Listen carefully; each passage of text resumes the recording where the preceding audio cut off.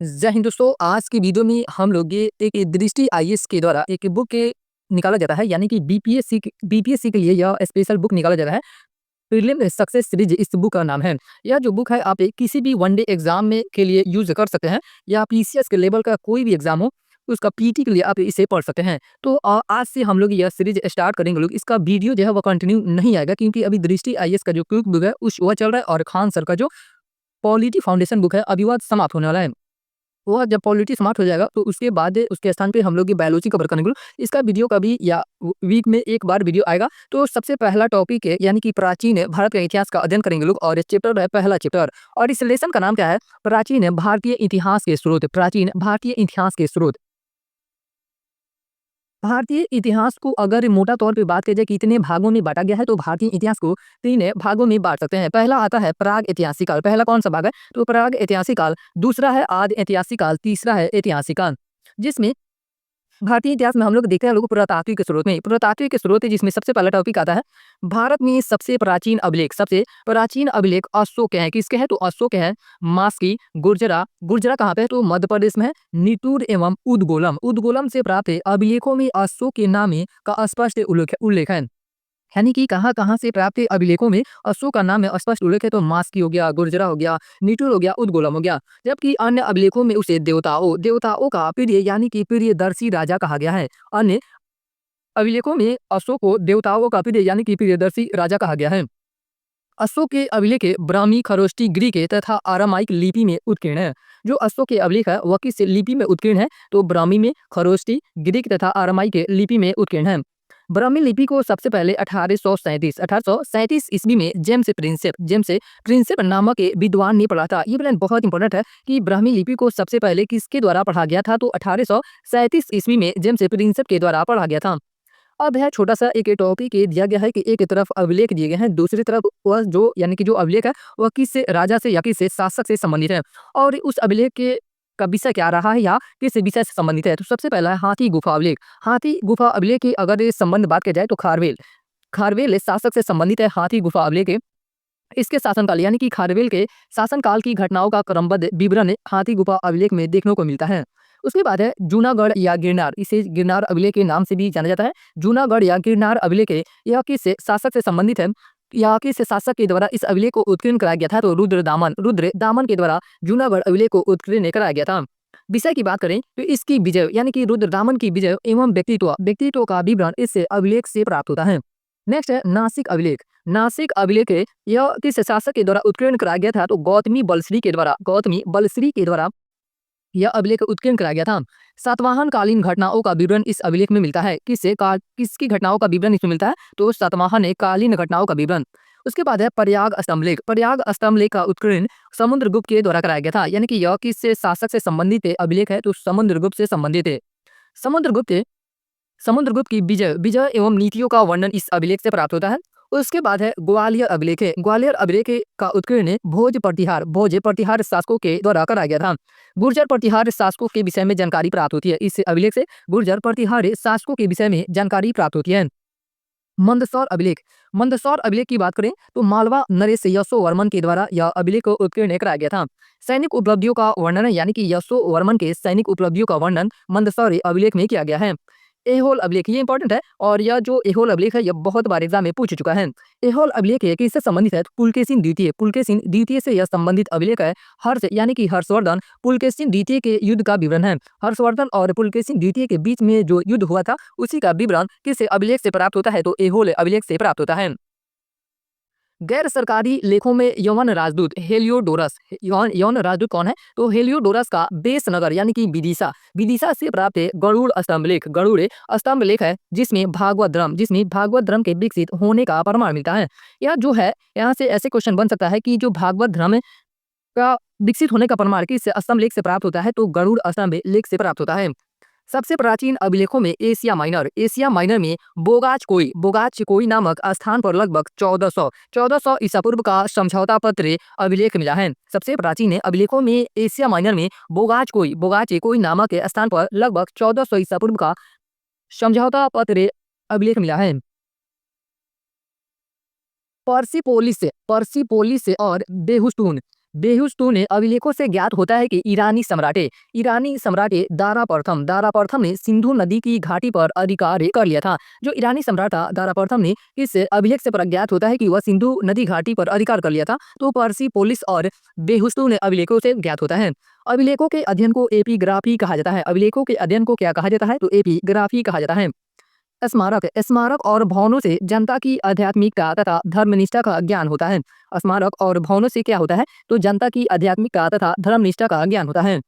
विभिन्न स्थानों से प्राप्त मंदिर, जैसे देवगढ़ का दशावतार मंदिर यह कहाँ पे स्थित है? तो यह झांसी में स्थित है। भीतरगांव का मंदिर यह कानपुर में है। अजंता की गुफाओं के चित्र, सुल्तानगंज से प्राप्त बुद्ध की ताम्र मूर्ति आदि से हिंदू कला एवं सभ्यता के पर्याप्त विकसित होने के प्रमाण मिलते हैं। उत्तर भारत के मंदिरों की कुछ अपनी विशेषताएं हैं तथा उनकी कला की शैली नागर शैली कहलाती है। यानी कि उत्तर भारत में जितने मंदिरों का निर्माण किया गया है वो किस शैली में किया गया है? तो नागर शैली में किया गया है। दक्षिण भारत के मंदिरों की कला शैली द्राविड़ शैली कहलाती है। कौन सी शैली कहलाती है? तो द्राविड़ शैली कहलाती है। यानी कि दक्षिण भारत के जितने मंदिरों का निर्माण किया गया है वो किस शैली में किया गया है? तो द्राविड़ शैली में किया गया है। जिन मंदिरों के निर्माण पर नागर शैली एवं द्रविड़ शैली दोनों का प्रभाव पड़ा है वह बेसर शैली कहलाती है। वह कौन सी शैली कहलाती है? तो वह बेसर शैली कहलाती है। दक्षिण भारत में तंजौर का राजराजेश्वर मंदिर द्रविड़ शैली तथा उत्तर भारत में खजुराहो का कंदरिया महादेव मंदिर नागर शैली का उत्कृष्ट उदाहरण है। खजुराहो का जो कंदरिया महादेव मंदिर है वह किससे का उदाहरण है? तो नागर शैली का उदाहरण है। और वहीं बात करें तंजौर का राजेश्वर मंदिर वह किस शैली में बना है? तो द्रविड़ शैली में बना है। जावा का प्रसिद्ध स्मारक बोरोबुदुर इस बात का प्रमाण है कि 9वीं शताब्दी में वहाँ महायान बौद्ध धर्म अति लोकप्रिय हो गया था। सिक्कों के अध्ययन को मुद्रा शास्त्र या न्यूमिस्मेटिक से कहते हैं। यह कभी कभी एग्जाम में यह जो इंग्लिश से फॉर्म है इंग्लिश में भी आ जाता है। प्राचीनतम सिक्कों को आहत सिक्के कहा जाता है। प्राचीनतम सिक्कों को क्या कहा जाता है? तो आहत सिक्के कहा जाता है। आहत सिक्के या पंचमार्क सिक्के ईसा पूर्व 5वीं सदी के हैं। किस सदी के हैं? तो 5वीं सदी के हैं। पंचमार्क या आहत सिक्कों पर पेड़, मछली, सांड, हाथी, अर्धचंद्र के चिन्ह बने होते थे। सर्वाधिक सिक्के मौर्योत्तर काल में बने हैं। सर्वाधिक सिक्के किस काल में बने हैं? तो मौर्योत्तर काल में बना है, जो मुख्यतः शीशे, चांदी, तांबा एवं सोने के हैं। सातवाहनों ने शीशे तथा गुप्त शासकों ने सोने के सर्वाधिक सिक्के जारी किए। गुप्त शासकों के द्वारा किस प्रकार के सिक्कों को जारी किया गया था? तो सोने के सिक्कों को। और सातवाहनों के द्वारा किस प्रकार के सिक्कों को जारी किया गया था? तो शीशे के सिक्के। कनिष्क और समुद्रगुप्त की मुद्राओं के आधार पर यह निष्कर्ष निकाला जाता है कि कनिष्क बौद्ध धर्मानुयायी था और समुद्रगुप्त संगीत प्रेमी था। यानी कि इन दोनों के सिक्कों के आधार पर यह निष्कर्ष निकाला जाता है कि जो कनिष्क था वह बौद्ध धर्मानुयायी था और जो समुद्रगुप्त था वह संगीत प्रेमी था। जबकि मथुरा कला पूर्णतः स्वदेशी है। जो मथुरा कला है वह क्या है? तो पूर्णतः स्वदेशी है। प्राचीन भारत की मूर्ति कला से जनसाधारण के जीवन पर भी पर्याप्त प्रकाश पड़ा है। भरूच, बोधगया, सांची और अमरावती की मूर्ति कला में जनसाधारण के जीवन की अति सजीव झलकें मिलती है। अजंता के चित्रों में मनोभावों की सुंदर झलक मिलती है, जैसे माता और शिशु तथा मरणासन राजकुमारी जैसे चित्रों का सुंदर चित्रण मिलता है। उसके बाद है साहित्यिक स्रोत। नेक्स्ट टॉपिक का नाम क्या है? साहित्यिक स्रोत। अब हम लोग देखते हैं प्रमुख साहित्य के रचनाएं। एक तरफ आपका रचना दिया गया और उसके रचनाकार कौन है? तो अष्टाध्यायी की बात की जाए तो अष्टाध्यायी के रचनाकार कौन हो जाएंगे? पाणिनि इसके रचनाकार हैं। अष्टाध्यायी जो है वह किससे संबंधित है? तो यह एक प्रकार का व्याकरण ग्रंथ है। जो अष्टाध्यायी है वह किससे, यानी कि इसके बारे में विशेष तथ्य क्या है? तो यह एक प्रकार का व्याकरण ग्रंथ है।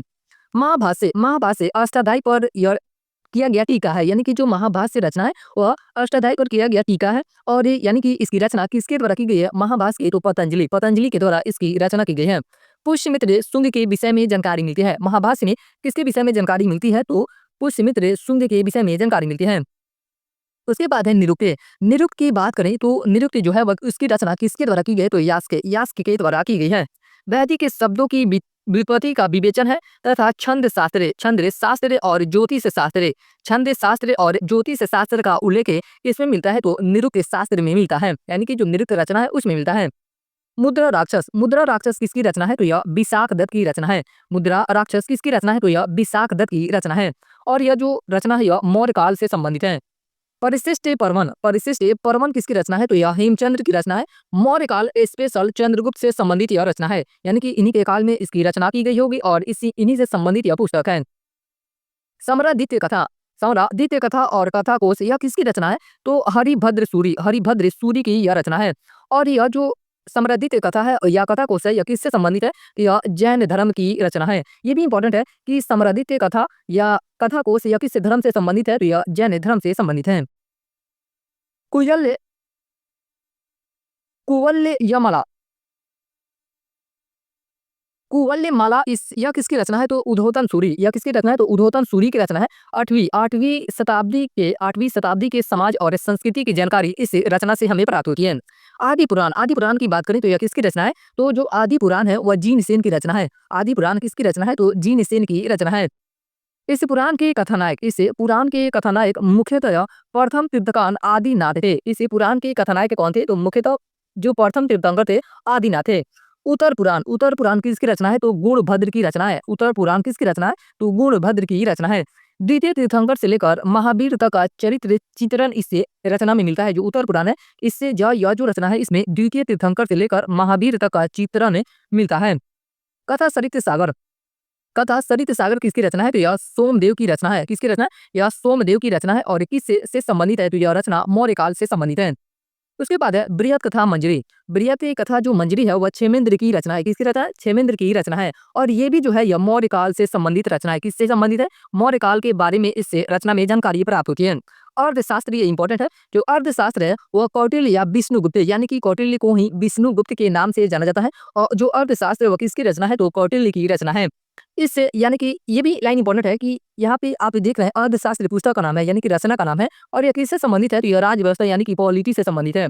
तो इसमें राजव्यवस्था, विधि, कृषि आदि पहलुओं पर विचार किया गया है। इस रचना में राजव्यवस्था, विधि, कृषि आदि पहलुओं पर विचार किया गया है।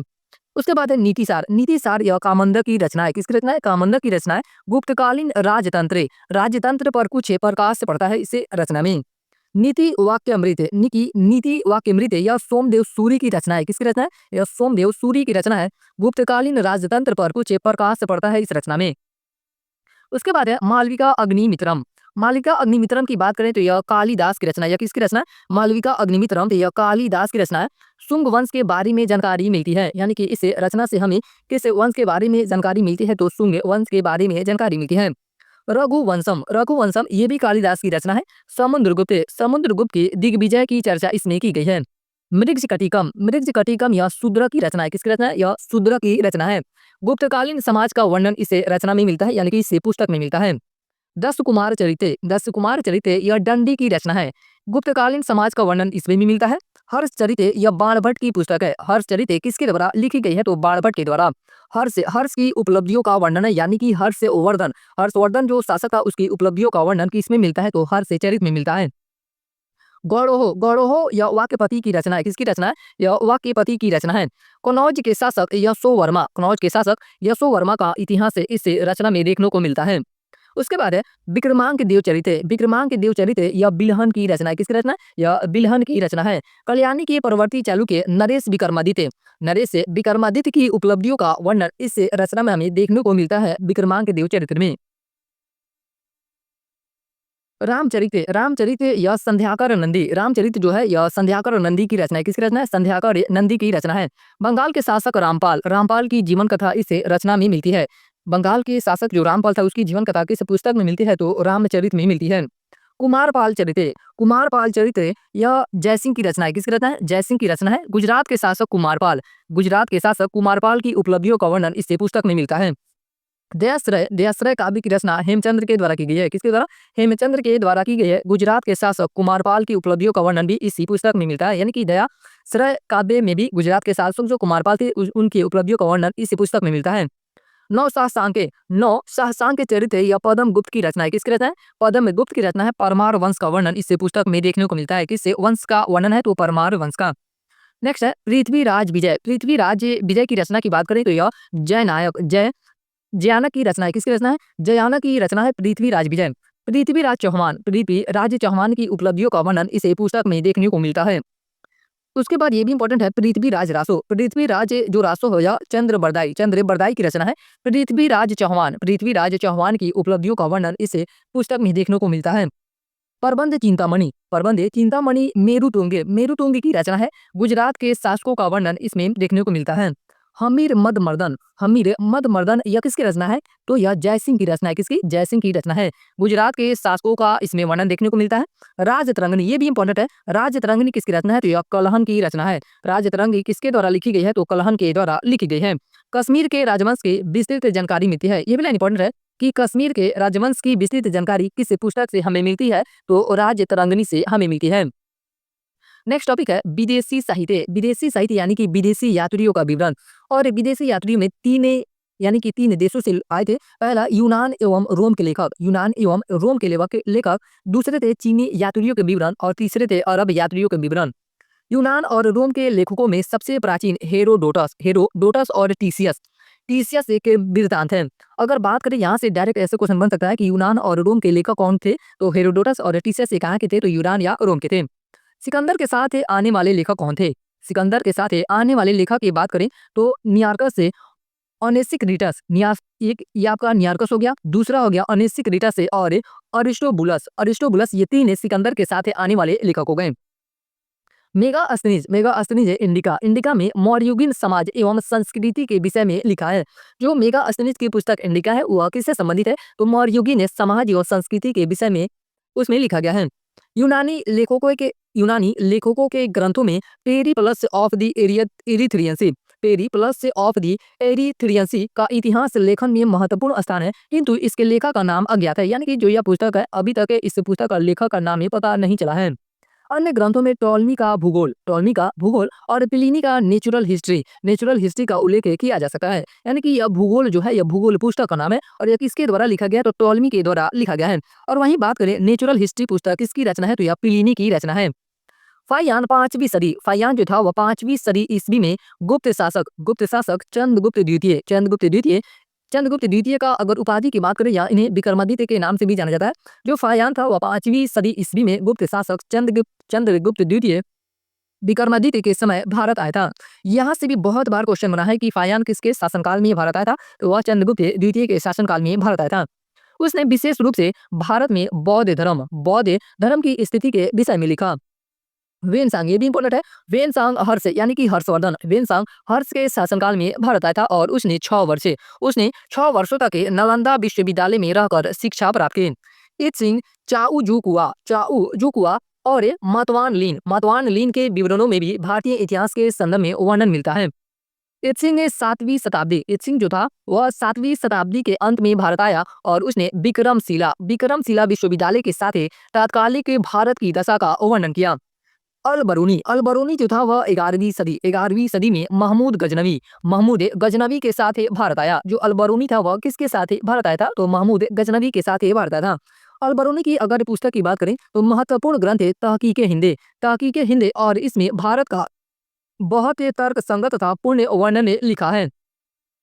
अल बरूनी ने भारतीय गणित, भौतिकी, रसायन शास्त्र, सृष्टि शास्त्र, ज्योतिष, भूगोल, दर्शन, धार्मिक क्रियाओं, रीति रिवाजों और सामाजिक विचारधारा का महत्वपूर्ण वर्णन किया है। अब इसी चैप्टर से संबंधित स्मरणीय तथ्य देखते हैं लोग। सर्वप्रथम भारतवर्ष का उल्लेख हाथी गुफा अभिलेख में है। ये लाइन बहुत इंपॉर्टेंट है कि जो सर्वप्रथम भारतवर्ष का उल्लेख किस अभिलेख में मिलता है? तो हाथी गुफा अभिलेख में मिलता है। सर्वप्रथम दुर्भिक्ष की जानकारी देने वाला अभिलेख सोहगौरा ताम्रपत्र अभिलेख है। सत्यमेव जयते मुंडकोपनिषद से लिया गया है। जो सत्यमेव जयते है वह किससे पुस्तक से लिया गया है या किस शास्त्र से लिया गया है? तो मुंडकोपनिषद से लिया गया है। भारतीय ऐतिहासिक कथाओं का सबसे अच्छा क्रमबद्ध विवरण पुराणों में मिलता है। किसमें मिलता है? पुराणों में मिलता है। इनकी संख्या 18 है। यानी कि पुराणों की संख्या कितनी है? तो 18 है। पुराणों में मत्स्य पुराण सबसे प्राचीन एवं प्रामाणिक है। अगर पुराणों की बात की जाए तो सबसे प्राचीन पुराण कौन सा है? तो मत्स्य पुराण है। स्मृतियों स्मृतियों में सबसे प्राचीन एवं प्रमाणिक मनुस्मृति मानी जाती है। यह शुंग काल का मानक ग्रंथ है। यह जो मनुस्मृति है यह किस काल का मानक ग्रंथ है? तो शुंग काल का मानक ग्रंथ है। जातक के कथाओं में बुद्ध के पूर्व जन्म की कहानी वर्णित है। जैन साहित्य को आगम कहा जाता है। जैन साहित्य को क्या कहा जाता है? तो आगम ही कहा जाता है। हेरोडोटस को इतिहास का पिता कहा जाता है। इतिहास का पिता किसे कहा जाता है? तो हेरोडोटस को कहा जाता है। इनकी प्रसिद्ध इनकी प्रसिद्ध पुस्तक हिस्टोरिका, इनकी यानी कि हेरोडोटस की प्रसिद्ध पुस्तक का नाम क्या है? तो इनकी पुस्तक का नाम है हिस्टोरिका है। हिस्टोरिका में पांचवी शताब्दी ईसा पूर्व के भारत फारस के संबंध का वर्णन है। टॉलमी ने दूसरी शताब्दी में भारत का भूगोल नामक एक पुस्तक लिखा। भारत का भूगोल नामक पुस्तक किसके द्वारा लिखा गया है? तो टॉलमी के द्वारा। और किस शताब्दी में? तो दूसरी शताब्दी में। प्रमुख चीनी लेखकों में फायान सुंगयू ने 1515 ईस्वी में भारत आए और 3 वर्ष की यात्रा के दौरान बौद्ध प्रतियां एकत्रित की। वह ह्वेनसांग है। यानी कि चीनी लेखकों में कौन कौन से है? तो आपका फायान है, सुंगयून है और ह्वेनसांग है। और जो सुंगयून था वो 1515 में भारत आया था। उसके बाद है ह्वेनसांग के अध्ययन के समय नालंदा विश्वविद्यालय के कुलपति आचार्य शीलभद्र थे। कौन थे? आचार्य शीलभद्र थे। और भी लेखकों में अलबरूनी की पुस्तक की नाम क्या है? तो किताबुल हिंद, यानी कि किताबुल हिंद किसके द्वारा लिखा गया है? तो अलबरूनी के द्वारा। और इब्न बतूता, इसकी पुस्तक रेहला या रिहुला है। रेहला या रिहुला प्रमुख है। ये जो दोनों थे यह कहाँ से आए थे? तो अरब लेखक थे। कौटिल्य का अर्थशास्त्र मुख्यतः 15 अधिकरणों में विभाजित है। कौटिल्य का अर्थशास्त्र कितने अधिकरणों में विभाजित है? तो 15 अधिकरणों में विभाजित है। मिलिंद पन्हो नामक साहित्यिक स्रोत प्राचीन भारत के व्यापारी के मार्गों का वर्णन करने से वंचित रहा। अब इस चैप्टर पे बीपीएससी में जब क्वेश्चन पूछे गए, यानी कि कितने क्वेश्चन पूछे गए हैं उसके बारे में अध्ययन करते हैं लोग। तो सबसे पहला क्वेश्चन कर रहा है कि पेरीप्लस ऑफ द एरिथ्रियन किसने लिखी है? तो यह पुस्तक हम लोग पढ़े हैं लोग कि यह पुस्तक अज्ञात के द्वारा लिखा गया है। तो इसका सही आंसर क्या हो जाएगा? उपरोक्त में से कोई नहीं, इसका सही आंसर हो जाएगा। नेक्स्ट क्वेश्चन है चीनी यात्री सुंगयुन ने भारत यात्रा की, यानी कि जो सुंगयुन था वह भारत में कब से कब तक रहा था? तो वह जो था वह 1515 ईस्वी से लेकर 1520 ईस्वी तक वह भारत में रहा था। नेक्स्ट क्वेश्चन है कि इंडिका का लेखक कौन था? यानी कि जो इंडिका पुस्तक है वह किसके द्वारा लिखा गया है? तो मेगा एस्थनीज के द्वारा इंडिका पुस्तक लिखा गया है। अगला क्वेश्चन है कलहन की पुस्तक का नाम क्या है? कलहन की पुस्तक का नाम क्या है? तो इनकी पुस्तक का नाम है राजतरंगिणी है। राजतरंगिणी किसके द्वारा लिखा गया है? तो कलहन के द्वारा लिखा गया है। अगला क्वेश्चन है कि किस अभिलेख में रुद्र दामन प्रथम की विभिन्न उपलब्धियां वर्णित है? तो अगर बात करें तो जूनागढ़ का जो अभिलेख है उसमें रुद्र दामन प्रथम की विभिन्न उपलब्धियों का वर्णन किया गया है। अगला क्वेश्चन है कि कौटिल्य का अर्थशास्त्र है कितने अधिकरणों में विभाजित है? यह 15 अधिकरणों में विभाजित है। कितने अधिकरणों में विभाजित है? तो यह 15 अधिकरणों में विभाजित है। नेक्स्ट क्वेश्चन है कि अशोक के ब्राह्मी अभिलेखों को सर्वप्रथम किसने पढ़ा था? अशोक के ब्राह्मी अभिलेखों को सर्वप्रथम किसने पढ़ा था? तो जेम्स प्रिंसेप के द्वारा इसे पढ़ा गया था। किसके द्वारा पढ़ा गया था? जेम्स प्रिंसेप के द्वारा पढ़ा गया था। और कब पढ़ा गया था? तो 1837 में पढ़ा गया था। कब? 1837 में। नेक्स्ट क्वेश्चन है कि हर्षचरितम नामक ये पुस्तक किसने लिखी है? हर्षचरितम नामक ये पुस्तक किसके द्वारा लिखी गई है? तो बाणभट्ट के द्वारा यह पुस्तक लिखी गई है। किसके द्वारा? बाणभट्ट के द्वारा यह पुस्तक लिखी गई है। अगला क्वेश्चन है कि मुद्रा राक्षस नामक एक पुस्तक का लेखक कौन था? यानी कि मुद्रा राक्षस से पुस्तक के लेखक कौन है? तो मुद्रा राक्षस से विशाख दत्त के द्वारा लिखा गया है। किसके द्वारा? विशाख दत्त के द्वारा यह पुस्तक लिखा गया है। अगला क्वेश्चन है कि वह स्रोत है जिसमें पाटलिपुत्र के प्रशासन का वर्णन उपलब्ध है वह है? तो वह कौन सा आपका स्रोत है? तो ये हो जाएगा इंडिका में आपका पाटलिपुत्र के प्रशासन का वर्णन देखने को मिलता है। यहाँ से आप लोग ये आंसर है यानी कि क्रॉस चेक कर सकते हैं, यानी कि आंसर में थोड़ा बहुत ऊपर नीचे हो सकता है। अगर जिस पे आपको डाउट लगे वह गूगल सर्च करके आप देख सकते हैं। इस प्रकार से हम लोग ये पहला लेसन का रिवीजन कर चुके हैं लोग। अब हम लोग दूसरे लेसन का रिवीजन करते हैं लोग। और इस लेसन का नाम क्या है? तो पाषाण युगीन संस्कृति। इस लेसन का नाम क्या है? पाषाण युगीन संस्कृति थी, जिसमें सबसे पहला टॉपिक है पाषाण काल। पाषाण काल को अगर बात करें तो पाषाण काल को 3 भागों में बांटा जाता है। पाषाण काल को कितने भागों में बांटा जाता है? तो 3 भागों में बांटा जाता है। पहला होता है पूरा पाषाण काल, दूसरा होता है मध्य पाषाण काल और तीसरा होता है नव पाषाण काल। पूरा पाषाण काल की अगर समय अवधि की बात किया जाए तो 5 लाख ईसा पूर्व से लेकर 10,000 ईसा पूर्व तक इसका समय अवधि है। उसके बाद है मध्य पाषाण काल। मध्य पाषाण काल की अगर समय अवधि की बात की जाए तो 9000 ईसा पूर्व से लेकर 4000 ईसा पूर्व तक इसका समय अवधि है। उसके बाद है नवपाषाण काल। नवपाषाण काल की अगर समय अवधि की बात की जाए तो लगभग 7000 ईसा पूर्व से लेकर 3000 ईसा पूर्व तक इसका समय अवधि है। और वहीं पूरा पाषाण काल को अगर बांटते हैं तो पूरा पाषाण काल का भी 3 भाग होता है, यानी कि पूरा पाषाण काल को भी 3 भागों में बांट सकते हैं। पहला निम्न पूरा पाषाण काल, दूसरा मध्य पूरा पाषाण काल, तीसरा उच्च पूरा पाषाण काल। जो निम्न पूरा पाषाण काल होता है वह 5 लाख ईसा पूर्व 5 लाख ईसा पूर्व से लेकर 50,000 ईसा पूर्व तक इसका समय अवधि रहता है। उसके बाद है मध्य पूरा पाषाण काल। मध्य पूरा पाषाण काल की अगर समय अवधि की बात की जाए तो 50,000 ईसा पूर्व से लेकर 40,000 ईसा पूर्व तक इसका समय अवधि रहता है। उच्च पूरा पाषाण काल की समय अवधि 40,000 ईसा पूर्व से लेकर 10,000 ईसा पूर्व तक इसका समय अवधि रहता है। हैंड एक्सेस संस्कृति। हैंड एक्सेस संस्कृति के उपकरण दक्षिण भारत में मद्रास के निकट बदमदुराई तथा अतिरकम अति अतिरपकम अतिरपकम से प्राप्त किए गए। अगर बात करें हैंडेक्स संस्कृति के उपकरण को तो यह उपकरण कहाँ से प्राप्त हुए? तो दक्षिण भारत के मद्रास के निकट बदमदुराई तथा अतिरेपक्कम से प्राप्त किए गए हैं। सर्वप्रथम रॉबर्ट ब्रूसफुट ने 1863 ईस्वी में मद्रास के निकट पल्लवरम नामक के स्थान से पहला हैंडेक्स से प्राप्त किया था। इसे मद्रास संस्कृति के नाम से जाना जाता है। इसे किस संस्कृति के नाम से जाना जाता है? तो मद्रास संस्कृति के नाम से जाना जाता है। मध्य पाषाणकालीन उपकरण की खोज सर्वप्रथम C.L.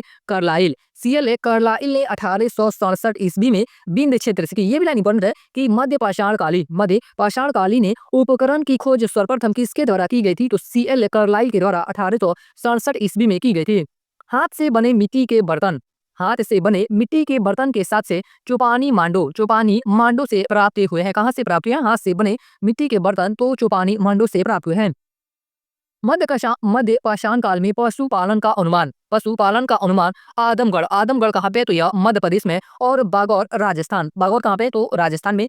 और राजस्थान से मिली पालतू जानवरों की हड्डियों के आधार पर लगाया जाता है।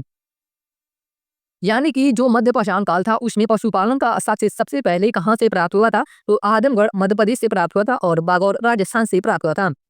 बागौर राजस्थान, लंखनाज गुजरात, चौपानी मांडो, सराय नाहर, महदहा, मोरहाना पहाड़ आदि स्थलों से मानव कंकाल के साक्ष्य मिले। यानी कि ये जितने सारे स्थल है वहां से क्या मिले हैं? तो मानव कंकाल के साक्ष्य मिले हैं। सराय नाहर राय से युद्ध का प्राचीनतम साक्ष्य मिलता है। यानी कि यहाँ से जो सराय नाहर राय है वहां से किससे का साक्ष्य मिलता है? तो युद्ध का प्राचीनतम साक्ष्य यहाँ से मिलता है। एवं यहीं से जनसंहार के भी साक्ष्य मिले हैं। मध्य पाषाण काल में चित्रकला के साक्ष्य मोरहना पहाड़, ये कहाँ पे? तो मिर्जापुर उत्तर प्रदेश में। मोरहना पहाड़ मिर्जापुर उत्तर प्रदेश, भीमबेटका और आदमगढ़ कुपागल्लू कर्नाटक में है आदि प्रमुख स्थलों से प्राप्त हुए हैं। मध्य पाषाण काल में चित्रकला के साक्ष्य कहाँ से प्राप्त हुए हैं? तो मोरहना पहाड़ मिर्जापुर से, भीमबेटका से भी प्राप्त हुए हैं, जिसमें ये भीमबेटका इंपॉर्टेंट है, और आदमगढ़ से भी प्राप्त हुए हैं, और कुपागल्लू कर्नाटक से भी प्राप्त हुए हैं। भीमबेटका और आदमगढ़ के शैल चित्रों से यौन संबंध बच्चों के जन्म तथा पालन पोषण शवाधान की क्रिया आदि के चित्र प्राप्त हुए हैं। भारतीय उपमहाद्वीप में प्राचीनतम नौपाषाणिक बस्ती मेहरगढ़ कहाँ पे है? तो यह पाकिस्तान के बलूचिस्तान प्रांत में है। मेहरगढ़ में मिली है। यानी कि भारतीय उपमहाद्वीप में प्राचीनतम नौपाषाणिक बस्ती कहाँ से मिली है? तो मेहरगढ़ से मिली है, जिसकी तिथि 7000 ईसा पूर्व मानी जाती है। उसके बाद अगला टॉपिक है प्राग ऐतिहासिक पुरातात्विक साक्ष्य। एक तरफ स्थान दिया गया और उस स्थान से कौन से साक्ष्य प्राप्त हुए हैं? तो सबसे पहला है मेहरगढ़ से क्या प्राप्त हुआ है? तो प्रथम कृषि का साक्ष्य कहाँ से मिला है? तो मेहरगढ़ से मिला है। और किसकी कृषि? तो रागी यानी कि कपास की कृषि का साक्ष्य कहाँ से मिला है? तो मेहरगढ़ से मिला है। इनाम गांव से क्या प्राप्त हुआ है? तो मातृ देवी की लघु मूर्ति, साढ़ की मींड मूर्ति, हाथी दांत के मनके कहाँ से प्राप्त हुए हैं? तो इनाम गांव से। टेकलकोट से सोने की बाली प्राप्त हुई है। सोने की बाली कहाँ से प्राप्त हुई है? तो टेकलकोट से प्राप्त हुई है। चिरांद यह कहाँ पे? तो बिहार में। चिरांद से क्या प्राप्त हुआ है? तो हड्डी के औजार प्राप्त हुए हैं। हस्तिनापुर से जंगली गन्ना, हस्तिनापुर से जंगली गन्ना, चावल, कांच की चूड़ियाँ, जंगली गन्ना, चावल, कांच की चूड़ियाँ कहाँ से प्राप्त हुए हैं? तो हस्तिनापुर से प्राप्त हुए हैं। बुर्जहोम, गुफ कराल, बुर्जहोम और गुफ कराल से क्या प्राप्त हुआ है? तो गढ़ता आवाज से प्राप्त हुआ। क्या प्राप्त हुआ? गढ़ता आवाज से प्राप्त हुआ है। जखेड़ा से लोहे की हसिया, कुदाल, ताम्र की चूड़ियाँ, लोहे की हसिया, कुदाल, ताम्र की चूड़ियाँ कहाँ से प्राप्त हुए हैं? तो जखेड़ा से। कोल्डीवा, ये इंपॉर्टेंट है। कोल्डीवा से क्या प्राप्त हुआ? तो चावल का प्रथम साक्ष्य, चावल का प्रथम साक्ष्य कहाँ से प्राप्त हुआ है? तो कोल्डीवा। यह कहाँ पे? कोल्डीवा, तो उत्तर प्रदेश में। नेवासा, नेवासा से सूती कपड़े के साक्ष्य प्राप्त हुए हैं। सूती कपड़े के साक्ष्य कहाँ से प्राप्त हुए हैं? तो नेवासा से प्राप्त हुए हैं।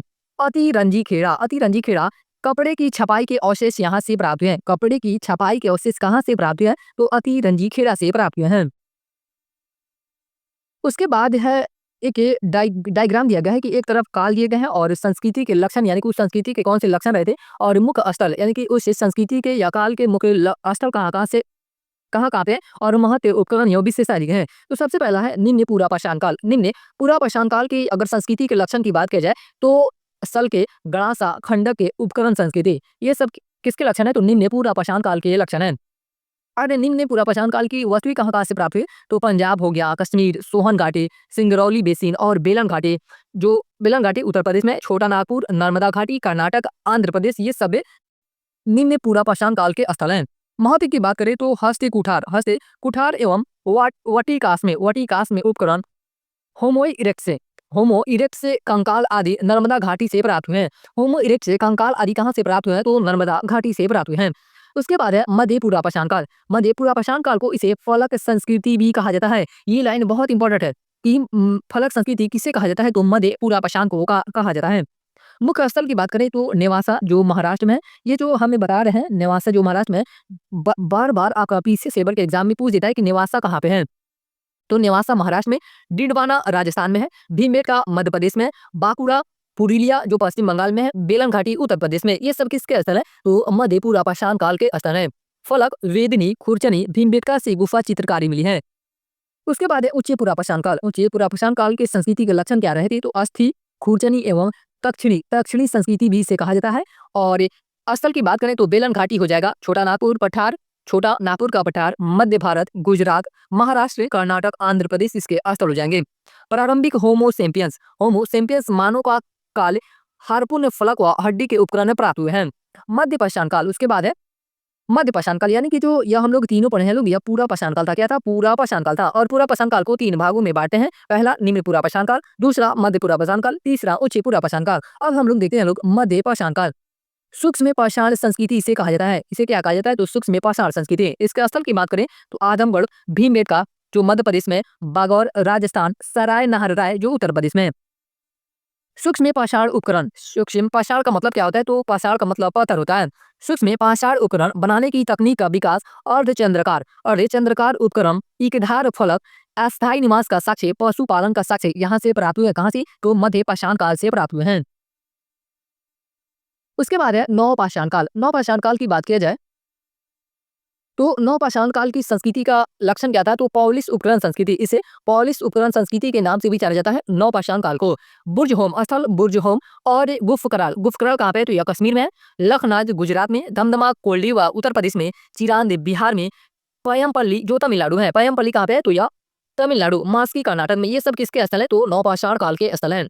प्रारंभिक कृषि संस्कृति, कपड़ा बुनना, भोजन पकाना, मृद भांड निर्माण, मनुष्य अस्थायी निवास बना, पाषाण उपकरणों पर पॉलिश शुरू किया, पहिया, अग्नि का प्रचलन, यही ये सब जितने कार्य हुए थे किस काल में हुए थे? तो नवपाषाण काल में हुए थे। उसके बाद है ताम्र पाषाणी की संस्कृतियां। एक तरफ दी गई है ताम्र पाषाणी की संस्कृतियों का, यानी कि कौन कौन सी संस्कृतियां रही थी, उसके समय दिए गए हैं और उनका विस्तार दिया गया है, और प्रमुख तथ्य के बारे में भी दिए गए हैं। तो सबसे पहला है आहार संस्कृति। आहार संस्कृति का समय अवधि की बात की जाए तो इसका समय अवधि 2100 ईसा पूर्व से लेकर 1500 ईसा पूर्व तक रहा था।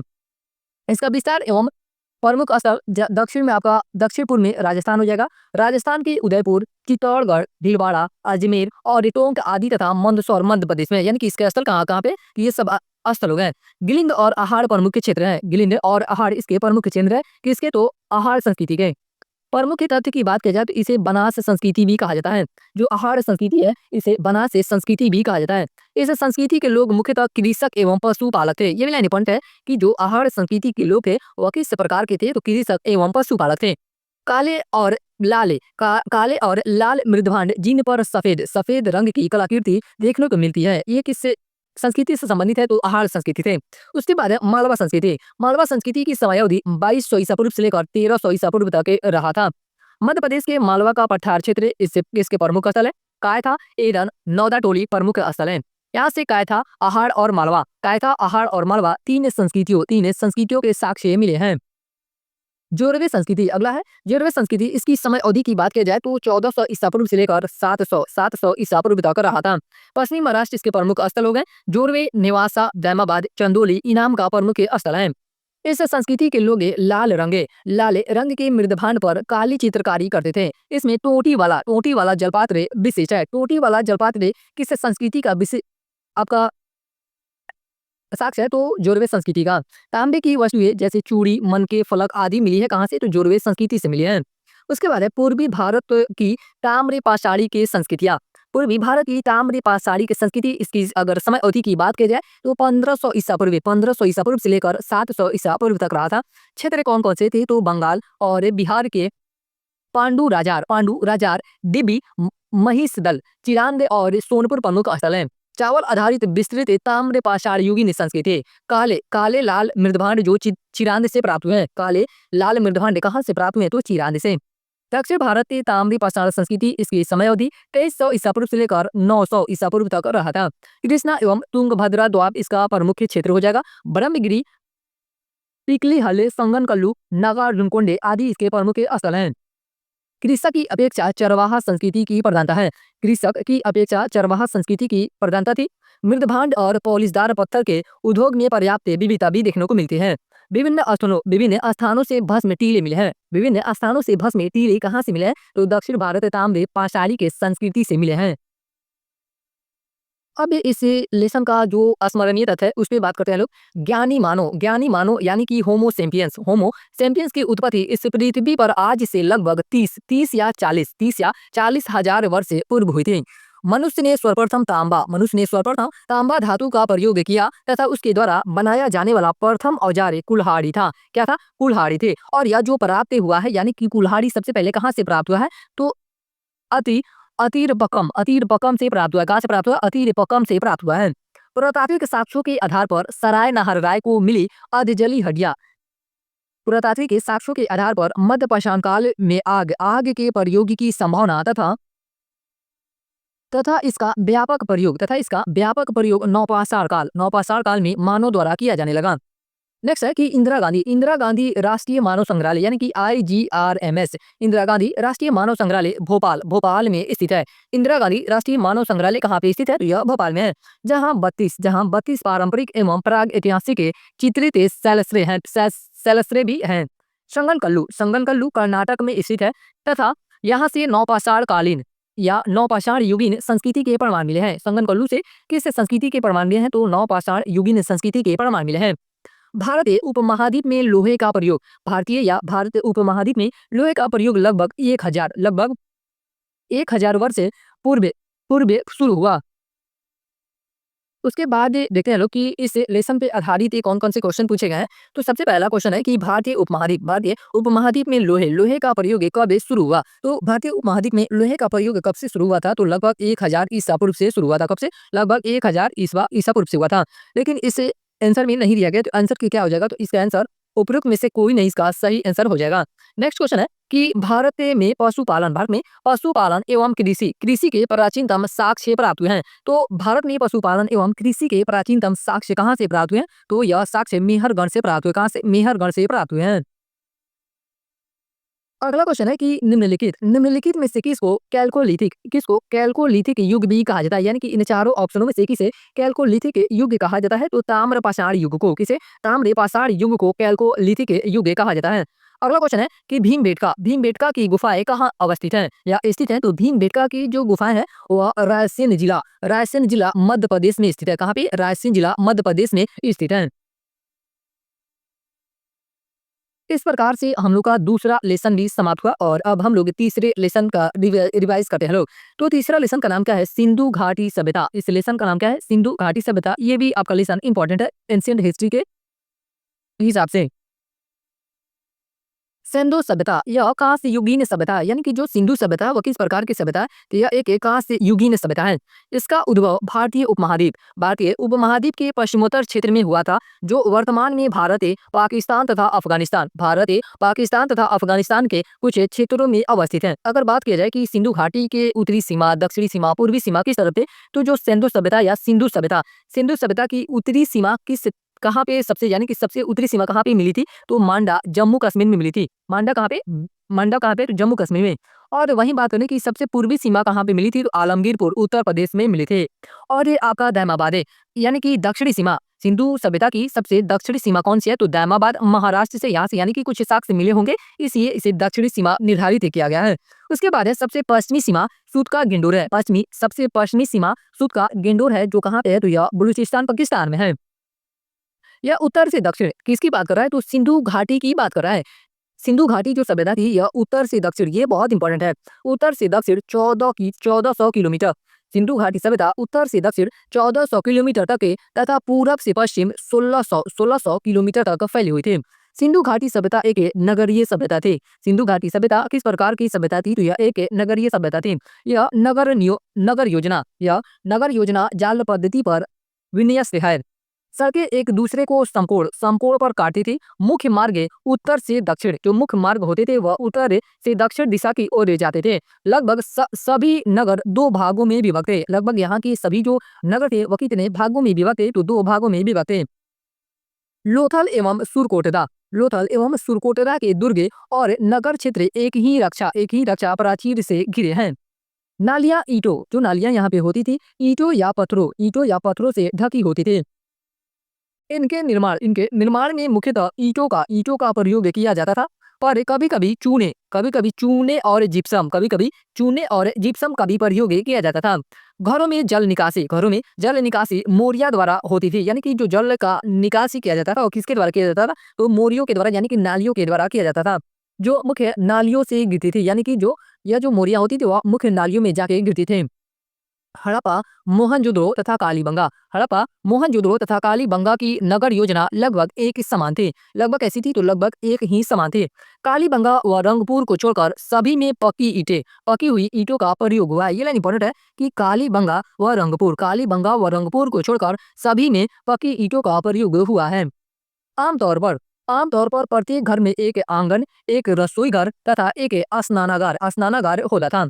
अधिकांश घरों में कुओं के अवशेष भी मिले हैं।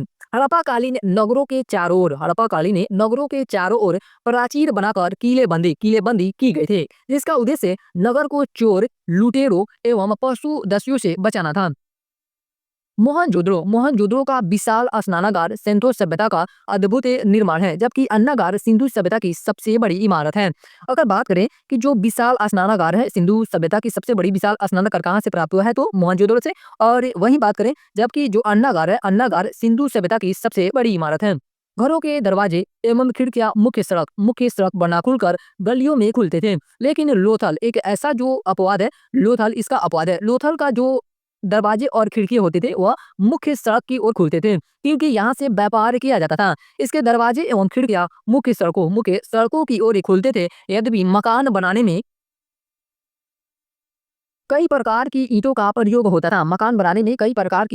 प्रयोग होता था, जिसमें 4:2:1। ये अनुपात बहुत इंपॉर्टेंट है। 4:2:1, यानी कि लंबाई, चौड़ाई तथा मोटाई का अनुपात के आकार के ईंटें ज्यादा प्रचलित थी। सामान्यतः मकान छोटे होते थे, जिनमें 4-5 कमरे होते थे। कुछ बड़े आकार के भवन भी मिले हैं, जिनमें 30 कमरे तक बने होते थे तथा 2 मंजिले भवनों का भी निर्माण हुआ था। अधिकांश नगर नदियों के किनारे बसे थे। यहाँ के अधिकांश जो नगर थे वह नदियों के किनारे बसे थे। जैसे अगर मोहनजोदड़ो की बात की जाए तो मोहनजोदड़ो सिंधु नदी के किनारे बसा हुआ है, हड़प्पा रावी नदी के किनारे, लोथल भोगवा नदी के किनारे, कालीबंगा घग्गर नदी के किनारे। स्टुअर्ट पिगट ने इसे अर्ध औद्योगिक नगर कहा है। इसे यानी कि सिंधु घाटी सभ्यता को क्या कहा है, तो इसे अर्ध औद्योगिक नगर कहा है। उन्होंने हड़प्पा व मोहनजोदड़ो को एक विस्तृत साम्राज्य की जुड़वा राजधानी कहा था। ये भी लाइन बहुत इंपॉर्टेंट है कि हड़प्पा और मोहनजोदड़ो को एक विस्तृत साम्राज्य की जुड़वा राजधानी किसके द्वारा कहा गया है, तो स्टुअर्ट पिगट के द्वारा कहा गया है। नगर की रक्षा के लिए पश्चिम की ओर एक दुर्ग का निर्माण किया गया था। यह दुर्ग उत्तर से दक्षिण की ओर 415 मीटर लंबा तथा पूरब से पश्चिम की ओर 195 मीटर चौड़ा है। जिस टीले पर यह दुर्ग बना है उसे व्हीलर ने माउंट एबी की संज्ञा प्रदान की है। मोहनजोदड़ो से कांसे की नर्तकी की एक मूर्ति मिली है। मोहनजोदड़ो से क्या प्राप्त हुआ है, तो यहाँ से एक कांसे की नर्तकी की मूर्ति मिली है जो द्रवी मोम विधि से बनाई गई है। जो किस विधि से बनाई है, तो द्रवी मोम विधि से बनाई गई है। मोहनजोदड़ो का विशाल स्नानागार सिंधु सभ्यता का अद्भुत निर्माण है। ईंटों से निर्मित इस विशाल इमारत की लंबाई चौड़ाई 11.88 गुने 7.1 मीटर और गहराई 2.43 मीटर है। पक्की ईंटों से निर्मित है। यानी कि जो यह विशाल स्नानागार है यह पक्की ईंटों से निर्मित है। लंबाई कितनी है, तो लंबाई आपका 11.88 मीटर है और चौड़ाई कितनी है, तो 7.01 मीटर है और गहराई 2.43 मीटर है। स्नानागार में पानी बड़े कुएं से आता था तथा पानी निकलने के लिए नाली थी। मोहनजोदड़ो का विशाल अन्नागार था 45.71 मीटर लंबा और 15.23 मीटर चौड़ा था। हड़प्पा से भी अन्नागार के साक्ष्य मिले हैं। लोथल में नगर का 2 भागों में विभाजन था। यानी कि जो लोथल था वहाँ के नगर 2 भागों में विभक्त थे और एक ही रक्षा प्राचीर से पूरे नगर को दुर्गीकृत किया गया था। कालीबंगा से अलंकृत ईंटों के साक्ष्य मिले हैं। अलंकृत ईंटों के साक्ष्य कहाँ से मिले हैं, तो कालीबंगा से। सूतका गेंडोर, यहाँ पे सूतका गेंडोर होना चाहिए या सतका गेंडोर भी हो सकता है। सूतका गेंडोर से एक किले का साक्ष्य मिला है जिसके चारों ओर रक्षा प्राचीर निर्मित थे। राखी गढ़ी जो हरियाणा में है। हरियाणा के हिसार जिले में स्थित प्रमुख पुरातात्विक स्थल है। राखी गढ़ी से ही अन्नागार एवं रक्षा प्राचीर के साक्ष्य मिले हैं। ये लाइन इंपॉर्टेंट है कि भारत में स्थित सबसे बड़ा हड़प्पाई स्थल राखीगढ़ी है। भारत में स्थित सबसे बड़ा हड़प्पाई स्थल कौन सा है, तो यह राखीगढ़ी है। धौलावीरा से प्राप्त होने वाली सिंधु लिपि के 10 बड़े चिन्हों से निर्मित नामपट्टिका सूचना पट्टे अभिलेख की महत्वपूर्ण उपलब्धि है। धौलावीरा के निवासी जल संरक्षण की तकनीक से परिचित थे। ये भी लाइन इंपॉर्टेंट है कि कहाँ के जो निवासी थे वह जल संरक्षण की तकनीक से परिचित थे, तो धौलावीरा के निवासी जल संरक्षण की तकनीक से परिचित थे। धौलावीरा के नगर 3 भागों में विभाजित है। कितने भागों में विभाजित है, तो 3 भागों में विभाजित है। पहला था दुर्ग भाग, दूसरा था मध्यम नगर और तीसरा था निचला नगर। धौलावीरा से हड़प्पा सभ्यता का एकमात्र स्टेडियम यानी कि खेल का मैदान मिला है। ये भी इंपॉर्टेंट है कि कहाँ से एकमात्र हड़प्पा सभ्यता का स्टेडियम मिला है, तो धौलावीरा से मिला है। धौलावीरा से पौलिसदार श्वेत पाषाण स्तंभ प्राप्त हुआ है। धौलावीरा को 2021 में यूनेस्को के विश्व विरासत स्थल में शामिल कर लिया गया है। धौलावीरा को कब यूनेस्को के विश्व विरासत स्थल में शामिल किया गया था, तो 2021 में शामिल किया गया था। उसके बाद ही अगला टॉपिक है सिंधु सभ्यता के प्रमुख स्थल, जिसमें सबसे पहला स्थल है हड़प्पा। अगर स्थल की बात की जाए तो यह किस नदी के किनारे है, तो रावी नदी के किनारे है और इसका उत्खनन का वर्ष कब है, यानी कि इसकी खोज कब हुआ था, तो 1921 ईस्वी में। उत्खननकर्ता कौन थे, तो दयाराम साहनी और माधव स्वरूप वत्स इसके उत्खननकर्ता थे। यानी कि हड़प्पा जो शहर है वह हड़प्पा रावी नदी के किनारे है और 1921 में इसका उत्खनन हुआ था और उत्खननकर्ता कौन थे, तो दयाराम साहनी और माधव स्वरूप वत्स।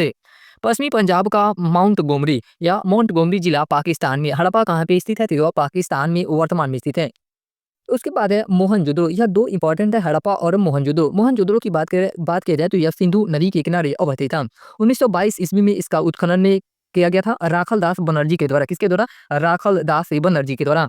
सिंध प्रांत का लरकाना जिला पाकिस्तान में। यानी कि वर्तमान स्थिति की बात की जाए मोहनजोदड़ो का, तो यह अभी वर्तमान में कहाँ पे है, तो लरकाना जिला पाकिस्तान में स्थित है। नेक्स्ट है चनहुद्रो। ये भी सिंधु नदी के किनारे स्थित था।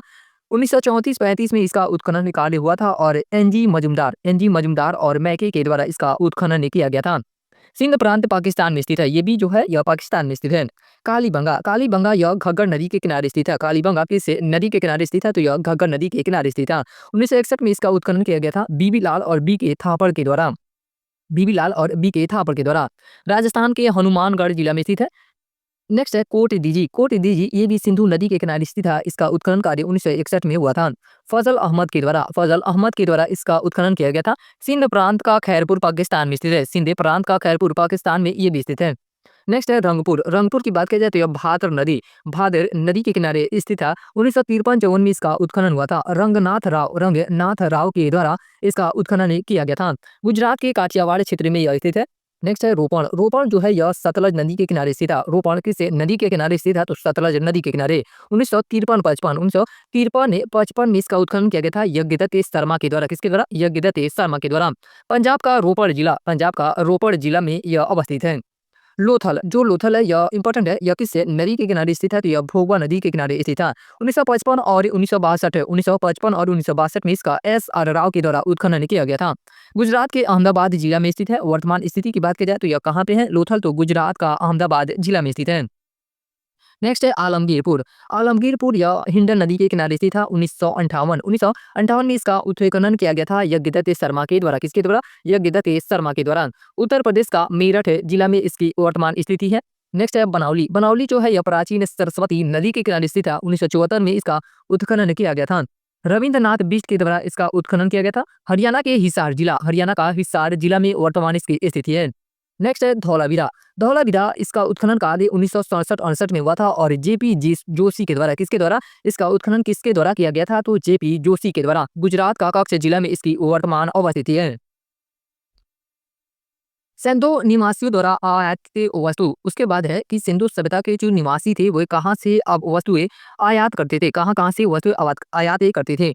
तो सोना की बात की जाए तो ये अफगानिस्तान, ईरान और दक्षिण भारत से इन्होंने ये सिंधु सभ्यता के निवासियों के द्वारा सोना आयात किया जाता था। चीन की बात की जाए तो किस क्षेत्र से किया जाता था, तो ईरान और अफगानिस्तान से। चांदी ईरान और मेसोपोटामिया से। लाजवर्द या मणि बदख्शा से किया जाता था इसका आयात। उसके बाद है तांबा। तांबा जो है यह खेतड़ी राजस्थान से इसका आयात किया जाता था और बलूचिस्तान से भी। कीमती पत्थर का जो आयात था वह बलूचिस्तान और राजस्थान दोनों से किया जाता था। फिरोजा है यह क्या है, तो एक प्रकार का यह वस्तु है। ये भी इसका जो आयात किया जाता था कहाँ से, तो ईरान से इसका आयात किया जाता था। सिलखड़ी यह क्या है, तो यह पत्थर है और इसका आयात ईरान से किया जाता था। कहाँ से? ईरान से इसका आयात किया जाता था। कृषि के विकास के साथ ही पशुपालन का भी विकास हुआ। कृषि के विकास के साथ ही किसका विकास हुआ, तो पशुपालन का भी विकास हुआ था। मध्य एशिया, फारस की खाड़ी, ईरान, मेसोपोटामिया, मिस्र आदि के साथ इनके व्यापारी के संबंध थे। किनके साथ ही सिंधु सभ्यता के निवासियों जो वहाँ के निवास करने वाले लोग थे उनका व्यापारिक संबंध किस क्षेत्र से या किस देश से था, तो मध्य एशिया, फारस की खाड़ी, ईरान, मेसोपोटामिया, मिस्र आदि के साथ इनका व्यापारिक संबंध थे। जिसके साक्ष्य के रूप में लोथल से प्राप्त मुहरें हैं। कहाँ से प्राप्त मुहर हुई है, तो लोथल से। मोहनजोदड़ो से प्राप्त मेसोपोटामिया की मोहरें एवं हड़प्पाई मोहरों के साक्ष्य का मेसोपोटामिया के नगरों से मिलना तात्कालिक द्विपक्षीय व्यापार की पुष्टि करते हैं। उसके बाद ये अगला टॉपिक है सिंधु सभ्यता में धार्मिक जीवन, यानी कि सिंधु सभ्यता जो था वहां पे धार्मिक जीवन किस प्रकार था। सिंधु स्थलों से बड़ी संख्या में प्राप्त स्त्री मृण मूर्तियों तथा मुहरों के ऊपर नारी आकृतियों के अंकन के कारण सिंधु समाज को मातृ देवी का उपासक कहा जा सकता है। हड़प्पा से प्राप्त एक मूर्ति जिसके गर्भ से पौधा निकलता हुआ दर्शाया गया है उसे मातृ देवी या उर्वरता की देवी कहा गया है। उसे क्या कहा गया है, तो उर्वरता की देवी या मातृ देवी कहा गया है। सेंधोवासी प्रकृति पूजक है, यानी कि जो सेंधोवासी थे वह प्रकृति की पूजा करते थे।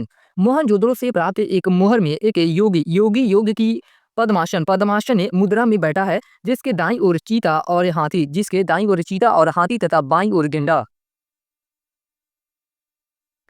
और भैंसा अंकित है। बाईं ओर क्या है, तो गेंडा और भैंसा अंकित है तथा उसके पैर के पास दो हिरन बैठे हैं। इन्हें पशुपति या रुद्र देवता कहा गया, जो कालांतर में किसके नाम से, तो शिव के नाम से जाने गए। मार्शल ने इसे देवता को रुद्र शिव से संबंधित किया है। लोथल और ये कालीबंगा, लोथल और ये कालीबंगा से प्राप्त अग्निकुंड, अग्निकुंड के साक्ष्य के आधार पर कहा जा सकता है कि यहाँ अग्नि, स्वास्तिक से आदि की पूजा की जाती थी, यानी कि सिंधु सभ्यता में अग्नि और स्वास्तिक की भी पूजा की जाती थी। सेंधोवासी पुनर्जन्म, जो सेंधोवासी थे वह पुनर्जन्म में विश्वास करते थे, इसलिए मृत्यु के बाद दाह संस्कार के 3 तरीके प्रचलित थे, यानी कि सिंधु सभ्यता में कितने प्रकार के दाह संस्कार के तरीके प्रचलित थे, तो 3 प्रकार के। पहला था पूर्ण सावधान, दूसरा था आंशिक सावधान, तीसरा था कलश सावधान। एकल सावधान की पद्धति ज्यादा प्रचलित थी, यानी कि एकल सावधान की जो पद्धति थी वह ज्यादा प्रचलित थी, परंतु लोथल तथा कालीबंगन से क्रमशः एक या तीन युगल सावधान के साक्ष्य भी मिले हैं। नेक्स्ट टॉपिक है प्रौद्योगिकी, यानी कि यहाँ का प्रौद्योगिकी यानी कि साइंस से एंड टेक्नोलॉजी, कला एवं शिल्प। सिंधु सभ्यता का जो साइंस एंड टेक्नोलॉजी था और कला एवं शिल्प था उसके बारे में अध्ययन करते हैं लोग। सेंधो लिपि अभी तक अपठनीय, यानी कि इस लिपि को अभी तक पढ़ा नहीं जा सका है। जो सेलखड़ी की आयताकारी मुहरों तथा तांबे की बनी मुहरों आदि पर मिली है। सेंधो लिपि चित्रात्मक, सेंधो जो लिपि थी वह चित्रात्मक के भाव लिए हुए है, यानी कि चित्रात्मक है, जिसमें 250 से 400 तक के चित्राक्षर यानी कि पिक्टोग्राफ है, और चित्र के रूप में लिखा हर अक्षर किसी ध्वनि, भाव या वस्तु का सूचक है। सेंधो लिपि दाई से बाई, ये लाइन इंपॉर्टेंट है कि जो सेंधो लिपि है वह दाई से बाई और लिखी जाती थी। अधिकांश मोहरे वर्गाकार या चौकोर है, किंतु कुछ मोहरे बेलनाकार, वृत्ताकार एवं घनाकार भी होती थी। इस काल की मोहरे मुख्यतः सेलखड़ी द्वारा निर्मित थे।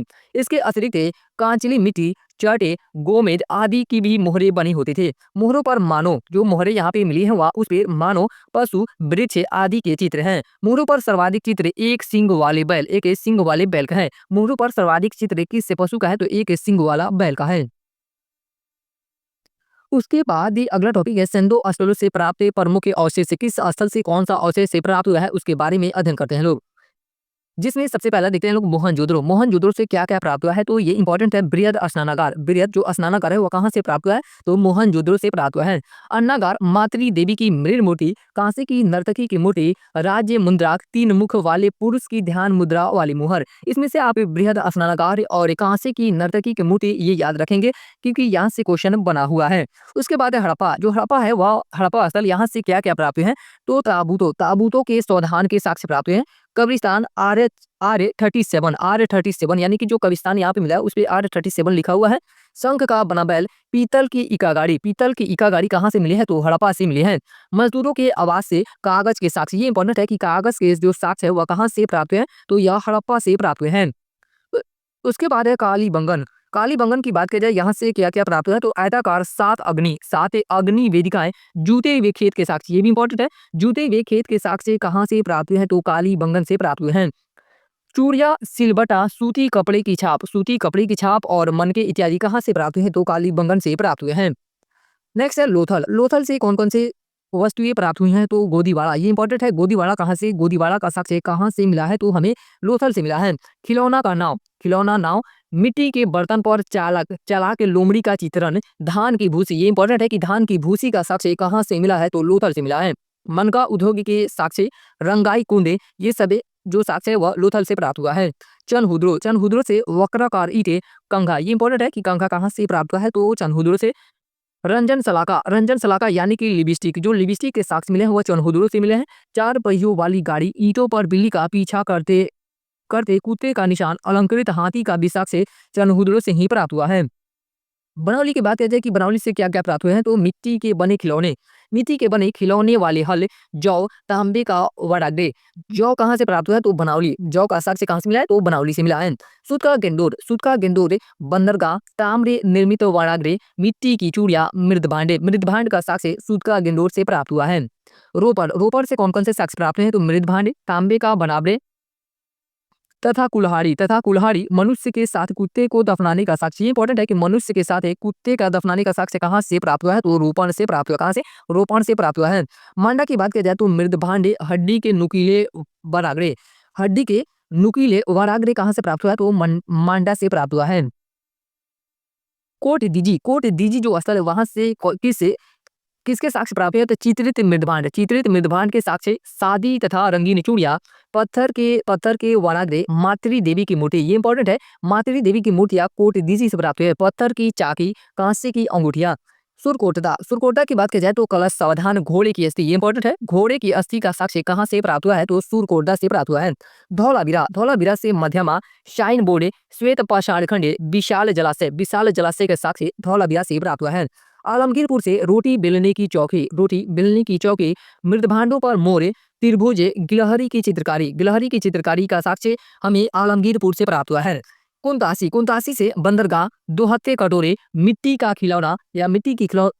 की खिलौना, गाड़ी, सेलखड़ी के मन के, लंबी सुराई का साक्ष्य कुंतासी से मिला है। रोजदी से लाल, काले और चमकदार मृदभांड, हाथी का अवशेष जो मिला है वह रोजदी से प्राप्त हुआ है। नेक्स्ट टॉपिक है सिंधु सभ्यता के पतन संबंधित वन, यानी कि जो सिंधु सभ्यता थी उसका पतन कैसे हुआ था, उससे बहुत सारे जो हिस्टोरियन थे उनका मत है। तो हम लोग देखते हैं लोग कि बाढ़ का कारण किसके द्वारा बताया गया है? तो मार्शल एस आर राव और मैके के द्वारा क्या बताया गया है? सिंधु सभ्यता का पतन का कारण तो बाढ़ बताया गया है। आर्यों का आक्रमण का कारण गार्डन चाइल्ड, व्हीलर, एस्टुअर्ट पिगट के द्वारा बताया गया है। जलवायु परिवर्तन का जो कारण था वह आर.एल. स्टाइन, अमलानंद घोष ने बताया है। जल प्लावन का जो कारण था वह एम आर साहनी के द्वारा बताया गया था। नदी मार्ग में परिवर्तन का कारण माधव स्वरूप वत्स से एच डी लैम्ब्रिक के द्वारा यह कारण बताया गया था। महामारी की बात किया जाए तो के यू आर कनेडी ने महामारी का कारण बताया था। प्रशासनिक शिथिलता, यह जॉन मार्शल का कथन है। विवर्तनिक हलचल कारण किसके द्वारा बताया गया है? तो राइक से एवं डेल्स के द्वारा बताया गया है। परिस्थिति की असंतुलन या फेयर सर्विस के द्वारा बताया गया है। यह कारण किसके द्वारा बताया गया है? तो फेयर सर्विस के द्वारा बताया गया है। उसके बाद है इसे चैप्टर से संबंधित कुछ अस्मरणीय तथ्य। हड़प्पा निवासी मिट्टी के बर्तनों पर सामान्यतः लाल रंग का प्रयोग करते थे। ये भी इंपॉर्टेंट है कि जो हड़प्पा निवासी थे वह मिट्टी के बर्तनों पर किस रंग का प्रयोग करते थे? तो लाल रंग का प्रयोग करते थे। राखीगढ़ी हड़प्पा सभ्यता का दूसरा सबसे बड़ा अगर पहला की बात की जाए तो मोहनजोदड़ो के बाद स्थल है। राखीगढ़ी हड़प्पा सभ्यता का दूसरा सबसे बड़ा स्थल है और पहला कौन सा है? तो मोहनजोदड़ो है। हड़प्पाई लोग लोहे से परिचित नहीं थे, यानी कि जो हड़प्पा सभ्यता या सिंधु सभ्यता के जो लोग थे वह किससे परिचित नहीं थे? तो लोहे से परिचित नहीं थे। कपास का उत्पादन वस्त्र निर्माण हेतु सबसे पहले सिंधु क्षेत्र में ही हुआ, इसलिए यूनान के लोग इसे सिंडन कहते थे। कपास को यूनान के लोग क्या कहते थे? तो सिंडन कहते थे। धौलावीरा में हड़प्पा लिपि के बड़े आकार के 10 चिन्हों वाला एक शिलालेख मिला है। उसके बाद है इस लेसन पे आधारित, यानी कि यह जो चैप्टर था इस पे आधारित बीपीएससी में पूछे गए क्वेश्चन का डिस्कशन करते हैं लोग कि निम्नलिखित में से कौन सा हड़प्पा कालीन स्थल गुजरात में है? इसमें से यानी कि जो यहाँ पे स्थल दिए गए हैं या इनमें से कौन सा स्थल जो है यह गुजरात में है? तो जो लोथल है यह कहाँ पे है? तो लोथल जो है यह गुजरात में है और किस नदी के किनारे स्थित है? तो यह भोगवा नदी के किनारे स्थित है। नेक्स्ट क्वेश्चन है, दूसरा नंबर क्वेश्चन कर रहा है कि निम्न में से किस हड़प्पा नगर में जूते हुए खेतों के निशान मिले हैं? तो जूते हुए खेतों का जो निशान मिला है वो कालीबंगन से मिला है। कहाँ से मिला है? कालीबंगा या कालीबंगन से इसका साक्ष्य प्राप्त हुआ है, जूते हुए खेतों का साक्ष्य। नेक्स्ट क्वेश्चन है कि सिंधु घाटी सभ्यता की सबसे महत्वपूर्ण विशेषता क्या है? जो सिंधु घाटी सभ्यता की सबसे महत्वपूर्ण विशेषता की बात किया जाए तो इसका आंसर क्या हो जाएगा? उपरोक्त में से एक सैलरी किसका सही आंसर हो जाएगा। महत्वपूर्ण विशेषताओं में पक्की ईंटों से बनी इमारतें थी। अगर पक्की ईंटों से बनी इमारत नहीं होती तो अभी तक उसका साक्ष्य प्राप्त नहीं हो पाता। पूजा स्थल भी वहां से प्राप्त हुए, पूजा स्थलों की भी प्राप्ति हुई है और ये कला और वास्तुकला के क्षेत्र में भी उन लोगों ने योगदान दिया था। तो इस प्रकार आंसर की बात की जाए तो उपरोक्त में से एक से अधिक इसका सही आंसर हो जाएगा। नेक्स्ट क्वेश्चन की बात की जाए, चौथा नंबर क्वेश्चन कर रहा है कि निम्नलिखित में से किससे हड़प्पा कालीन स्थल से हल का टेराकोटा प्राप्त हुआ है? तो बनावली से क्या प्राप्त हुआ है? तो हल का टेराकोटा प्राप्त हुआ। कहाँ से? बनावली से। इस प्रकार हम लोग का तीसरा लेसन है सिंधु घाटी सभ्यता समाप्त होता है। अब हम लोग चौथे लेसन का रिवाइज करते हैं लोग और इस लेसन का नाम क्या है? वैदिक काल या वैदिक सभ्यता। जो वैदिक काल का जो कालक्रम था या समय था वह 1500 ईसा पूर्व से लेकर 600 ईसा पूर्व तक रहा था। कब से? 1500 ईसा पूर्व से लेकर 600 ईसा पूर्व तक रहा था और इसे हम लोग वैदिक काल को दो भागों में बांट सकते हैं लोग। पहला भाग है ऋग वैदिक काल या पूर्व वैदिक काल। इसका जो टर्म था यानी कि इस समय काल था वो 1500 से 1000 ईसा पूर्व रहा था और जो उत्तर वैदिक काल था इसका समय काल 1000 ईसा पूर्व से 600 ईसा पूर्व रहा था। कब से कब तक? 1000 ईसा पूर्व से लेकर 600 ईसा पूर्व तक रहा था। तो इसमें हम लोग सबसे पहले अध्ययन करेंगे ऋग वैदिक काल का। ऋग वैदिक काल का इसका कार्यकाल या समय काल 1500 ईसा पूर्व से लेकर 1000 ईसा पूर्व तक रहा था। वैदिक साहित्य एक दृष्टि में यानी कि इस समय कौन-कौन से साहित्यों की रचना हुई थी, जिसमें सबसे पहला है ऋग्वेद। यह सबसे प्राचीन वेद है। जो ऋग्वेद है वह क्या है, तो वह सबसे प्राचीन वेद है। इसमें अग्नि, इंद्र, मित्र, वरुण आदि देवताओं की स्तुतियाँ संग्रहित है। नेक्स्ट है सामवेद। ऋग्वैदिक श्लोकों को गाने के लिए गाने के लिए चुनकर धुनों में बांटा गया और इसी इसी के पुनर्व्यवस्थित संकलन का नाम सामवेद पड़ा। क्या पड़ा? सामवेद पड़ा। इसमें दी गई ऋचाएं उपासना एवं धार्मिक अनुष्ठानों के अवसर पर अस्पष्ट तथा लयबद्ध रूप में गाई जाती थी। तीसरा वेद है यजुर्वेद। इसमें ऋचाओं के साथ साथ गाते समय किए जाने वाले अनुष्ठानों का भी पद एवं गद्य दोनों विधाओं में वर्णन है। यह वेद यज्ञ संबंधी, यह जो वेद है यजुर्वेद, यह जो वेद है यह यज्ञ संबंधी अनुष्ठानों पर प्रकाश डालता है। या यहाँ से भी ऐसे क्वेश्चन बनता है कि जो यजुर्वेद है यह कितने खंडों में विभाजित है, तो पद और गद्य 2 खंडों में विभाजित है। और यह वेद किससे संबंधित है, तो वेद यज्ञ संबंधी अनुष्ठानों पर प्रकाश डालता है। उसके बाद है अथर्ववेद। यह वेद जन सामान्य की सामाजिक एवं धार्मिक परिस्थितियों को जानने के लिए इस काल का सबसे महत्वपूर्ण ग्रंथ है। इसमें लोक परंपराओं, धार्मिक विचार, विपत्तियों और व्याधियों के निवारण संबंधी तंत्र मंत्र संग्रहित हैं। जो वेद त्रयी है, वेद त्रयी में किसे रखा जाता है, तो ऋग्वेद, यजुर्वेद एवं सामवेद। सामवेद को क्या कहते हैं, तो वेद त्रयी कहते हैं। इन तीनों वेदों को मिलाकर वेद त्रयी कहा जाता है। संहिता जो होता है वह 4 वेदों का सम्मिलित रूप है। 4 वेदों को अगर मिला दिया जाए तो उसे क्या कहा जाएगा, तो संहिता कहा जाएगा। उपनिषद, इनकी संख्या 108 है। अगर प्रमाणिक रूप से बात किया जाए तो प्रमाणिक की संख्या कितनी है, तो 12 है। प्रमाणिक रूप से इनकी संख्या कितनी है उपनिषद की, तो 12 है। और ऐसे कुल बात किया जाए तो 108 है। वेदांग क्या होते हैं, वेदों को समझने के लिए वेदांगों का अध्ययन आवश्यक था। इनकी संख्या 6 है। वेदांग कितने हैं, तो 6 है। जिसमें है शिक्षा, कल्प, व्याकरण, निरुक्त। जो निरुक्त है यह भाषा विगत है, यानी कि भाषा से संबंधित है। छंद और ज्योतिष। ऋग्वेद के कुल 10 मंडलों में से 2 से 7 तक के प्राचीनतम में अंश है, यानी कि प्राचीन काल का अंश देखने को मिलता है। और ये प्रथम में और ये दशम मंडल सबसे बाद में जोड़े गए मालूम होते हैं, यानी कि जो पहला मंडल है और जो 10वां मंडल है वह बाद में जोड़े गए हैं। इस वेद में आर्य शब्द का उल्लेख 36 बार हुआ है। ऋग्वेद में आर्य शब्द का उल्लेख कितनी बार हुआ है, तो 36 बार हुआ है। कितनी बार? 36 बार हुआ है।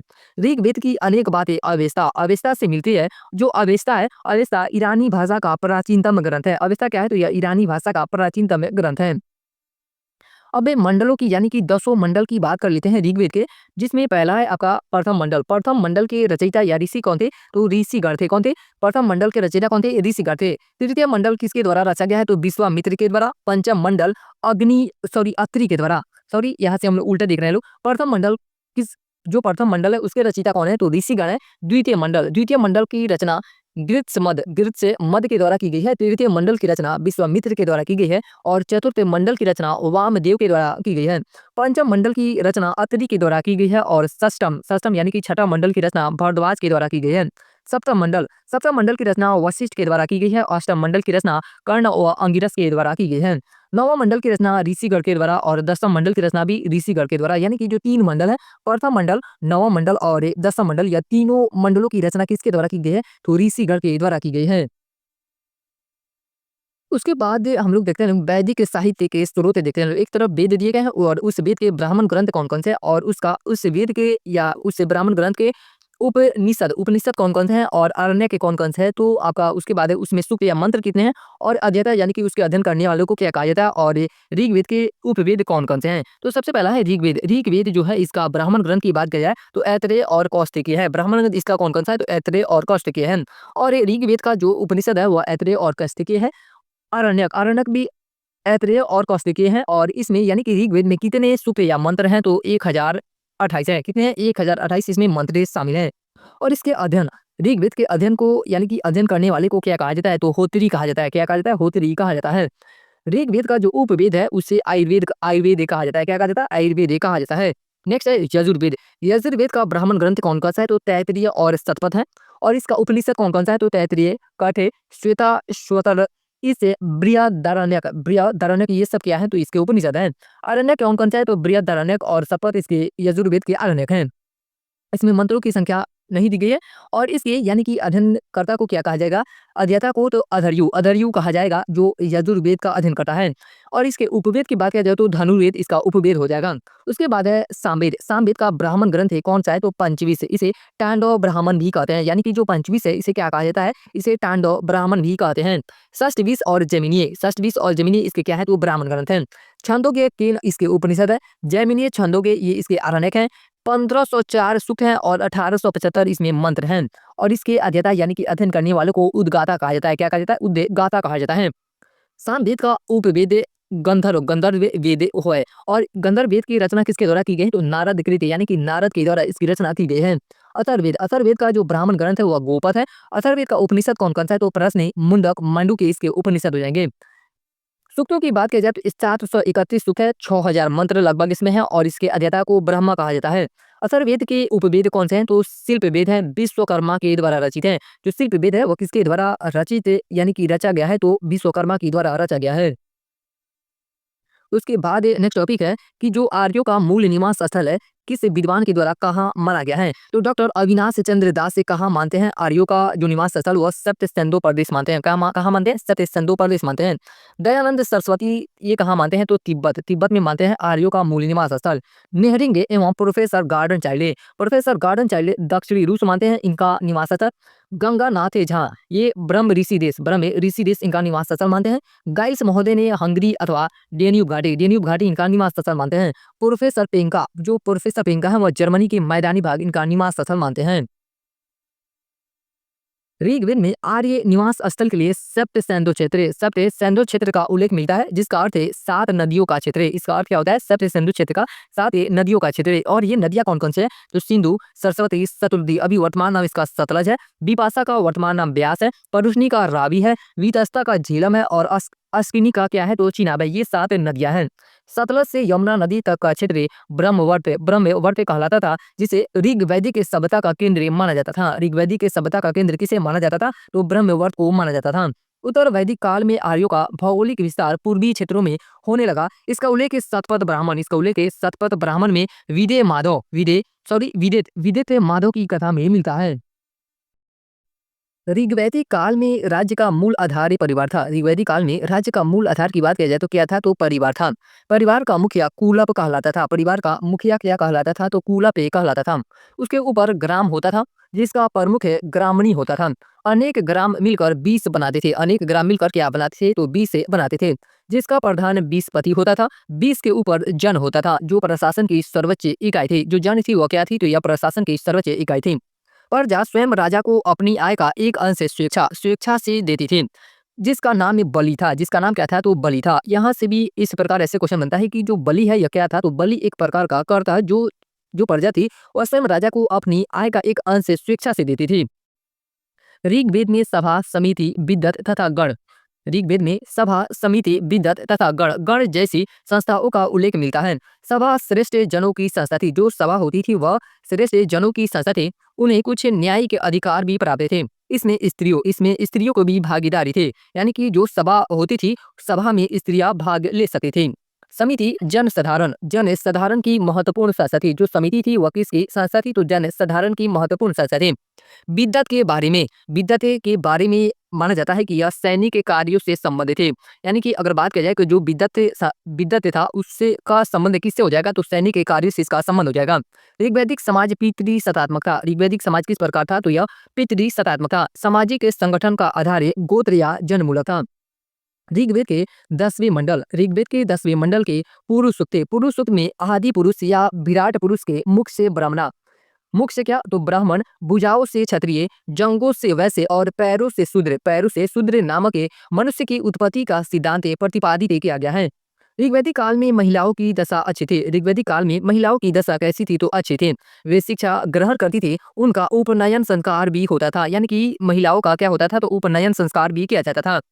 ऋग्वेद से प्राप्त जानकारी के अनुसार इस काल में कई विदेशी महिलाएं थी जिन्हें वेदों की ऋचाओं को लिखने का श्रेय है, जैसे विश्ववारा, घोषा, लोपामुद्रा, अपाला आदि। आर्यों की अर्थव्यवस्था ग्रामीण अर्थव्यवस्था थी। जो आर्यों की अर्थव्यवस्था थी वह किस प्रकार की अर्थव्यवस्था थी? तो ग्रामीण अर्थव्यवस्था थी। एवं उनका भौतिक जीवन मुख्यतः पशुचारण एवं कृषि पर निर्भर था। किस पे निर्भर था? तो कृषि पे निर्भर था। ऋग्वेद में व्यापारियों के रूप में पर्णी की चर्चा मिलती है। ऋग्वेद में व्यापारियों के रूप में किसकी चर्चा मिलती है? तो पर्णी की चर्चा मिलती है। उसके बाद ये कुछ शब्द दिए गए हैं और उसके शब्द का प्राचीन नाम क्या था और अभी वर्तमान में आधुनिक नाम उसका क्या है, उसको देखें। हेलो, जैसे उर्वरा का प्राचीन आधुनिक नाम की बात की जाए तो उपजाऊ भूमि। इसका संबंध किससे हो जाएगा? तो उपजाऊ भूमि से। लांगल या सीर का संबंध हल से हो जाएगा। ब्रिक का बैल से हो जाएगा। करिस या सकरीत को आधुनिक नाम अभी इसे किस नाम से जाना जाता है? तो गोबर की खाद को क्या कहा जाता था प्राचीन काल में? तो करिस या सकरीत कहा जाता था। सीता को अभी वर्तमान में किससे जाना जाता है? तो हल की बनी नालियां होती थी। जो अवध होता था वह कूप या कुआं होता था। क्या होता था? कूप या कुआं होता था। किवास या हलवाहा था। पर्जन्य या बादल होता था। ऊर्ध्वर का अगर अभी संबंध बात की जाए तो अनाज मापने वाला पात्र हो जाएगा। अभी आधुनिक नाम इसका क्या है? तो अनाज मापने वाला पात्र को ऊर्ध्वर कहा जाता था।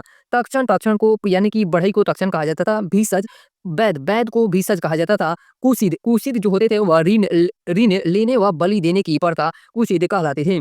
जो अनस बैलगाड़ी जो था उसे अनस से कहा जाता था।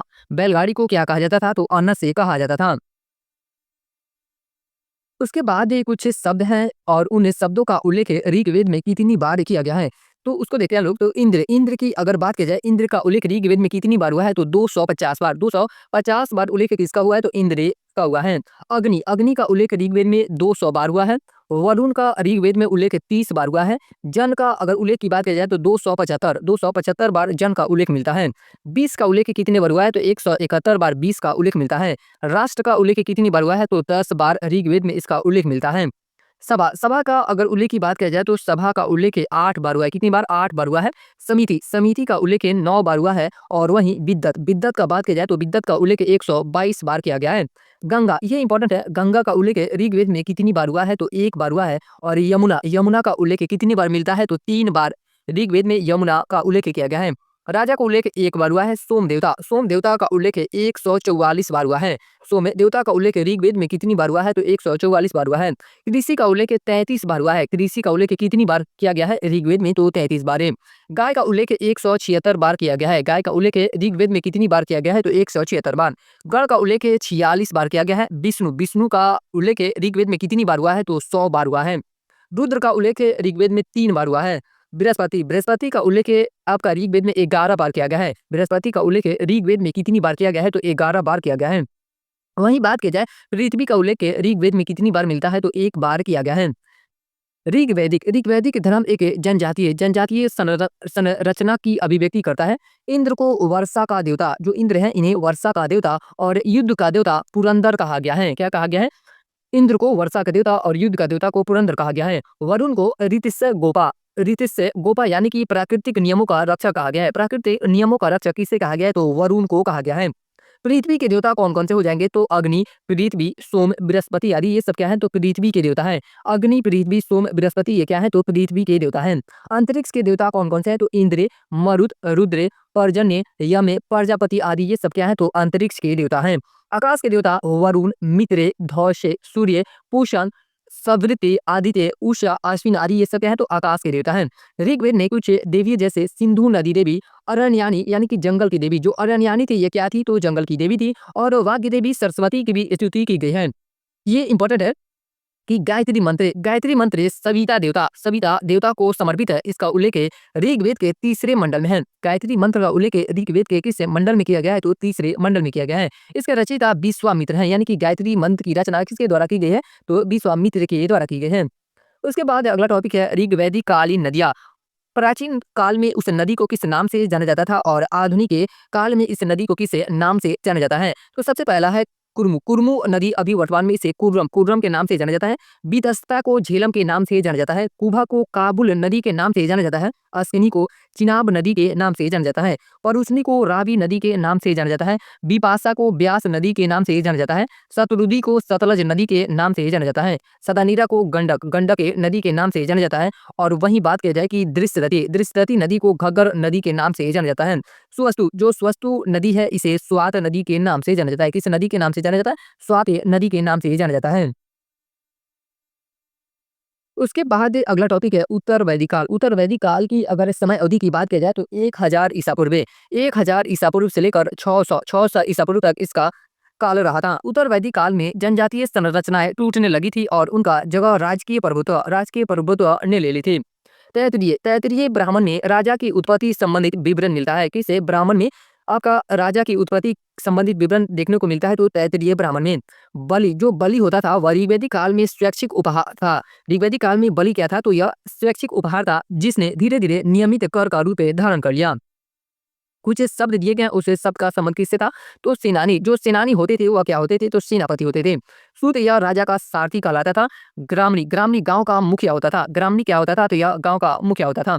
भागदूत यह कर संग्रहकर्ता होता था। कर संग्रहकर्ता को क्या कहा जाता था तो भागदूत ये कहा जाता था। संग्रहिता कोषाध्यक्ष को संग्रहिता कहा जाता था। अछुआप पासे के खेल में राजा के सहयोगी को अछुआप कहा जाता था। छता प्रतिहारी या द्वारपाल को छता कहा जाता था। गोविकर्तन जंगल विभाग का प्रधान को गोविकर्तन कहा जाता था। पालागल पालागल विदूषक का पूर्वज को क्या कहा जाता था तो पालागल कहा जाता था। महिषी मुख्य रानी को महिषी कहा जाता था। पुरोहित ये कौन होते थे तो धार्मिक कृत्य करने वाले को पुरोहित कहा जाता था। युवराज राजकुमार को युवराज के नाम से जाना जाता था।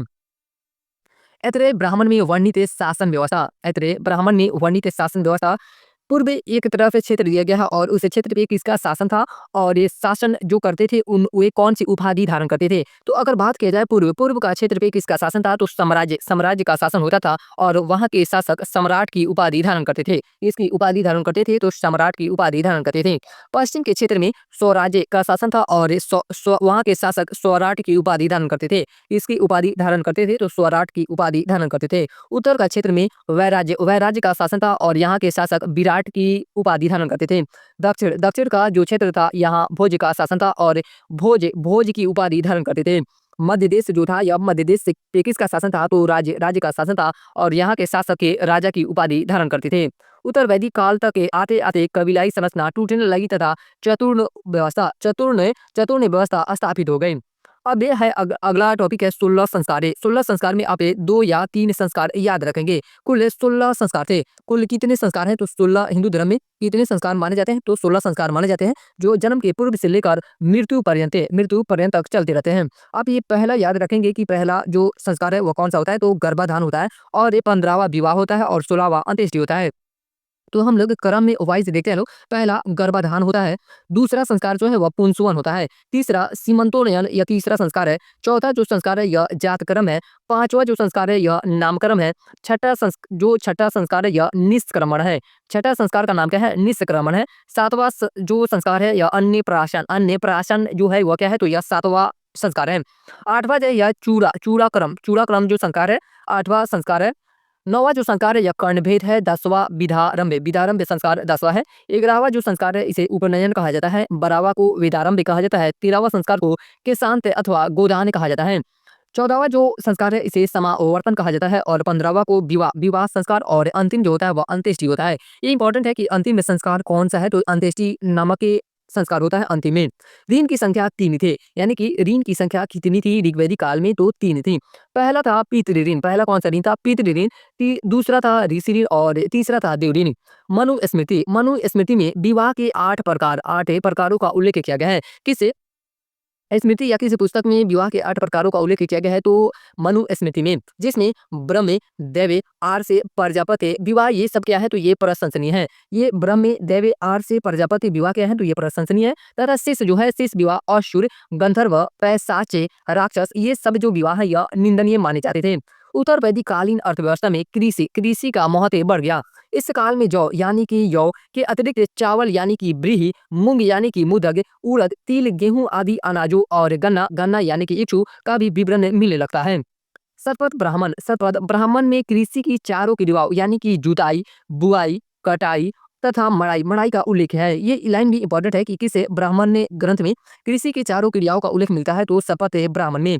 बैलों द्वारा लकड़ी से निर्मित हल खींचे जाने का भी उल्लेख है। इसे ब्राह्मण ने ग्रंथ में बैलों द्वारा लकड़ी से निर्मित हल खींचे जाने का भी उल्लेख देखने को मिलता है।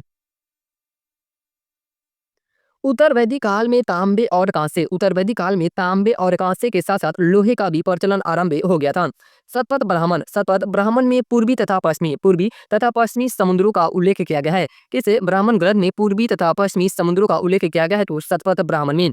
इस काल में सर्वश्रेष्ठ देवता के रूप में प्रजापति विष्णु और रुद्र स्थापित हो गए। उत्तर वैदिक काल में उपासना की पद्धति में विशेष रूप से परिवर्तन दिखाई देता है। अब धर्म का स्वरूप कर्मकांड प्रधान हो गया तथा यज्ञ में मंत्रोच्चारण एवं पशु बलि को अनिवार्य बना दिया गया। इसी काल में पहली बार पुनर्जन्म की अवधारणा का विकास हुआ। ये भी लाइन इंपॉर्टेंट है कि इसी काल में पहली बार पुनर्जन्म की अवधारणा का भी विकास हुआ। अब हम लोग देखते हैं लोग वेदांग कितने हैं। तो वेदांग जो होता है वह आपका 6 होता है। कौन कौन होता है? तो पहला होता है छंद, दूसरा होता है कल्प, तीसरा होता है ज्योतिष, चौथा होता है निरुक्त, पांचवा होता है शिक्षा और छठा होता है व्याकरण। जो छंद है, छंद जो वेदांग है इसे वेद का पाद यानी कि पैर कहा जाता है। और जो कल्प होता है, कल्प वेदांग को वेद का हाथ कहा जाता है। वेद के हाथ के रूप में इसे जाना जाता है। जो ज्योतिष है, वेद की आंखें के रूप में इसे जाना जाता है। वेद के कान के रूप में निरुक्त को जाना जाता है। वेद की नासिका के रूप में शिक्षा वेदांग को जाना जाता है और वेद के मुख के रूप में व्याकरण को जाना जाता है। अगला टॉपिक है प्रमुख दर्शन एवं उनके प्रतिपादक के। कुछ दर्शन दिए गए हैं और उसे दर्शन के प्रतिपादक के कौन थे? पहला है आपका चावर के दर्शन। यह भौतिकवाद पे आधारित था। किस पे आधारित था? तो भौतिकवाद पे आधारित था। चावर के दर्शन के प्रतिपादक कौन थे? तो चावर के थे। कौन थे? चावर के ही थे। सांख्य दर्शन के प्रतिपादक कौन थे? तो कपिल मुनि थे। कौन थे? कपिल मुनि थे। योग दर्शन के प्रतिपादक कौन थे? पतंजलि थे। और योग सूत्र का सिद्धांत था या योग सूत्र किसने दिया था? तो पतंजलि के द्वारा ही दिया गया था। न्याय दर्शन के प्रतिपादक गौतम हो जाएंगे, गौतम ऋषि। और पूर्व मीमांसा जो दर्शन था उसके प्रतिपादक जैमिनी हो जाएंगे। कौन हो जाएंगे? जैमिनी थे। उत्तर मीमांसा के प्रतिपादक वादरायण है। कौन है? वादरायण है। वैशेषिक दर्शन के अगर प्रतिपादक की बात की जाए तो कर्णाड या उलूक हो जाएंगे। वैदिक काल में प्रयोग किए जाने वाले कुछ शब्द हैं और इसका अर्थ क्या होता है उसे उसे देखते हैं लोग। तो सबसे पहला है आपका गोप्ता जनस्य जो शब्द है इसका अर्थ क्या होता है? राजा होता है। विषहंता का अर्थ भी राजा होता है। अघन्य का अर्थ गाय होता है। ये इंपॉर्टेंट है कि अघन्य का अर्थ क्या होता है? तो गाय होता है। गविष्टि या गवि या गेसु है, इसे इसका अर्थ क्या होता है? तो इसका अर्थ युद्ध होता है। अगर बात की जाए वहीं धान्य का अर्थ क्या होता है? तो धान्य का अर्थ अनाज होता है। बराजपति का अर्थ चारागाह का प्रमुख होता है। गोहंता का अर्थ अतिथि होता है। कुशिद का अर्थ ऋण होता है। कुशिद का अर्थ क्या होता है? तो ऋण होता है। अस्पस का अर्थ गुप्तचर होता है। कुलप का अर्थ परिवार का मुखिया होता है। खिल्य का अर्थ क्या होता है? चारागाह भूमि। विकनाट का अर्थ सूदखोर होता है। उसके बाद है कृष्ण अयस का अर्थ क्या होता है? लोहे के लिए प्रयोगी। राजन्य का अर्थ क्षत्रिय होता है। पर्णी का अर्थ क्या होता है? तो इसका अर्थ व्यापारी होता है। पर्णी का अर्थ क्या होता है? तो व्यापारी होता है। धूत का अर्थ क्या होता है? जुआ होता है। धूत का अर्थ क्या होता है? जुआ होता है। अब इसे चैप्टर से संबंधित अस्मरणीय तत्वों को देखते हैं लोग। आर्यों की भाषा संस्कृति। आर्यों की भाषा क्या थी? तो संस्कृति। आर्य का शाब्दिक अर्थ श्रेष्ठ है। आर्य का शाब्दिक अर्थ क्या होता है? तो श्रेष्ठ होता है। दसराग्य युद्ध का उल्लेख ऋग्वेद के 7वें मंडल। दसराग्य युद्ध का उल्लेख ऋग्वेद के 7वें मंडल में। यह युद्ध परुष्णी यानी कि रावी नदी के तट पर सुदास एवं 10 जनों के राजाओं के बीच लड़ा गया, जिसमें सुदास विजय हुआ। इस युद्ध में जो दसराग युद्ध लड़ा गया था, इस युद्ध में कौन विजय हुआ? तो सुदास विजय हुआ। नचिकेता यम शनवाद कठोपनिषद में मिलता है। यानी कि नचिकेता और यम का शनवाद किस उपनिषद में मिलता है? तो कठोपनिषद में मिलता है। सत्यमेव जयते, ये इंपॉर्टेंट है। सत्यमेव जयते शब्द मुंडकोपनिषद से लिया गया है। किसे उपनिषद से लिया गया है? सत्यमेव जयते शब्द को तो मुंडकोपनिषद से लिया गया है। वैदिक की संहिता के अंतर्गत कौन कौन से रखा जाता है? तो ब्राह्मण, आरण्यक, उपनिषद काल क्रमानुसार यानी कि इसी क्रम के अनुसार इसे रखा जाता है। वैदिक संहिता ये इसी के अंतर्गत शामिल है। ऋग्वेद की मूल लिपि ब्राह्मी थी। ऋग्वेद की मूल लिपि थी वह कैसी थी? तो ब्राह्मी थी। वैदिक काल में गाय को अघन्या कहा गया है। गाय को क्या कहा गया है? तो अघन्या कहा गया है। ऋग्वेद में देवताओं की स्तुति, सामवेद में संगीत, यजुर्वेद में स्रोत एवं कर्मकांड यानी कि बलिदान विधि तथा अथर्ववेद में औषधिया तंत्र मंत्र एवं वशीकरण के संदर्भ में साक्ष्य हैं। ऋग्वैदिक के काल में प्रारंभ में गाय को मूल्यवान संपत्ति समझा जाता था। ऋग्वैदिक काल के प्रारंभ में गाय को मूल्यवान संपत्ति समझा जाता था। गोत्र शब्द का सर्वप्रथम उल्लेख ऋग्वेद में हुआ है। ये भी लाइन इंपॉर्टेंट है कि जो गोत्र शब्द है इसका सर्वप्रथम उल्लेख किस वेद में मिलता है तो ऋग्वेद में मिलता है। छांदोग्य उपनिषद में केवल 3 आश्रमों का जबकि जबालोपनिषद में सर्वप्रथम चारों आश्रमों का उल्लेख मिलता है। ये भी लाइन इंपॉर्टेंट है कि किस उपनिषद में केवल 3 आश्रम का उल्लेख है तो छांदोग्य उपनिषद में, और चारों आश्रमों का उल्लेख किस उपनिषद में किया गया है तो जबालोपनिषद में किया गया है। 800 से 600 ईसा पूर्व का काल सूत्र युग से संबंधित है। मैत्राणी संहिता में स्त्री को धूते तथा मदिरा की श्रेणी में रखा गया है। उत्तर वैदिक काल में वरुण ने मात्र जल के देवता और पूषण अब शूद्रों के देवता हो गए। उत्तर वैदिक काल में वरुण जो थे वह जल के देवता हो गए और जो पूषण थे वह शूद्रों के देवता हो गए। सामान्यतः 7वीं या 6ठी शताब्दी ईसा पूर्व से लेकर 3री शताब्दी ईसा पूर्व तक का समय सूत्रकाल कहा जा सकता है। अथर्ववेद में सभा और समिति को प्रजापति की दो पुत्रियां कहा गया है। किस वेद में सभा और समिति की प्रजापति की 2 पुत्रियों कहा गया है तो अथर्ववेद में परीक्षित को मृत्युलोक का देवता कहा गया है। अथर्ववेद में किसे किसे मृत्युलोक का देवता कहा गया है तो परीक्षित को कहा गया है। उपनिषदों में कई राजाओं कैकेय के अश्वपति, काशी के अजातशत्रु, विदेह के जनक, कुरु के उद्दालक, आरुणि तथा पंचाल के प्रवाहन जैमिली का उल्लेख मिलता है। ऋग्वेद में उल्लेखित यौ शब्द जौ हेतु प्रयुक्त किया गया है, यानी कि यौ को किस रूप में जाना जाता है तो जौ के रूप में जाना जाता है। उसके बाद इस लेसन पे आधारित हम लोग बीपीएससी में पूछे गए प्रश्नों का आपका विश्लेषण करते हैं लोग। तो सबसे पहला क्वेश्चन करा है कि ऋग्वेद का कौन सा मंडल पूर्णतः सोम को समर्पित है। तो जो ऋग्वेद का 9वां मंडल है यह पूर्णतः सोम देवता को समर्पित है। कौन सा मंडल? 9वां मंडल में आपका सोम देवता का वर्णन मिलता है। अगला क्वेश्चन है कि प्रसिद्ध 10 राजाओं का युद्ध किस नदी के तट पे लड़ा गया था। तो यह जो प्रसिद्ध 10 राजाओं का युद्ध था यह परुष्णी नदी यानी कि रावी नदी के तट पे लड़ा गया था। परुष्णी नदी के तट पे लड़ा गया था। उसके बाद है अगला क्वेश्चन कि 800 से 600 ईसा पूर्व का काल किस युग से जुड़ा है। तो सूत्र युग से इस काल को जोड़ा जा सकता है। किस युग से? सूत्र युग से इस काल को जोड़ा जा सकता है। अगला क्वेश्चन है कि गायत्री मंत्र किस पुस्तक में मिलता है। तो इसका आंसर की अगर बात की जाए तो इसका आंसर क्या हो जाएगा? ऋग्वेद में गायत्री मंत्र का उल्लेख मिलता है। अगला क्वेश्चन है कि ऋग्वैदिक काल के प्रारंभ में निम्न में से किसे महत्वपूर्ण मूल्यवान संपत्ति समझा जाता था। तो गाय को ऋग्वैदिक के काल के प्रारंभ में मूल्यवान संपत्ति समझा जाता था। किसे? गाय को मूल्यवान संपत्ति समझा जाता था। अगला क्वेश्चन है कि सत्यमेव जयते शब्द कहाँ से लिया गया है। तो जो सत्यमेव जयते शब्द है इसे मुंडकोपनिषद से लिया गया है। किससे उपनिषद से लिया गया है तो मुंडकोपनिषद से लिया गया है। आप यहाँ से आप अपना आंसर क्रॉस चेक कर सकते हैं। इस प्रकार हम लोग का ये लेसन समाप्त होता है।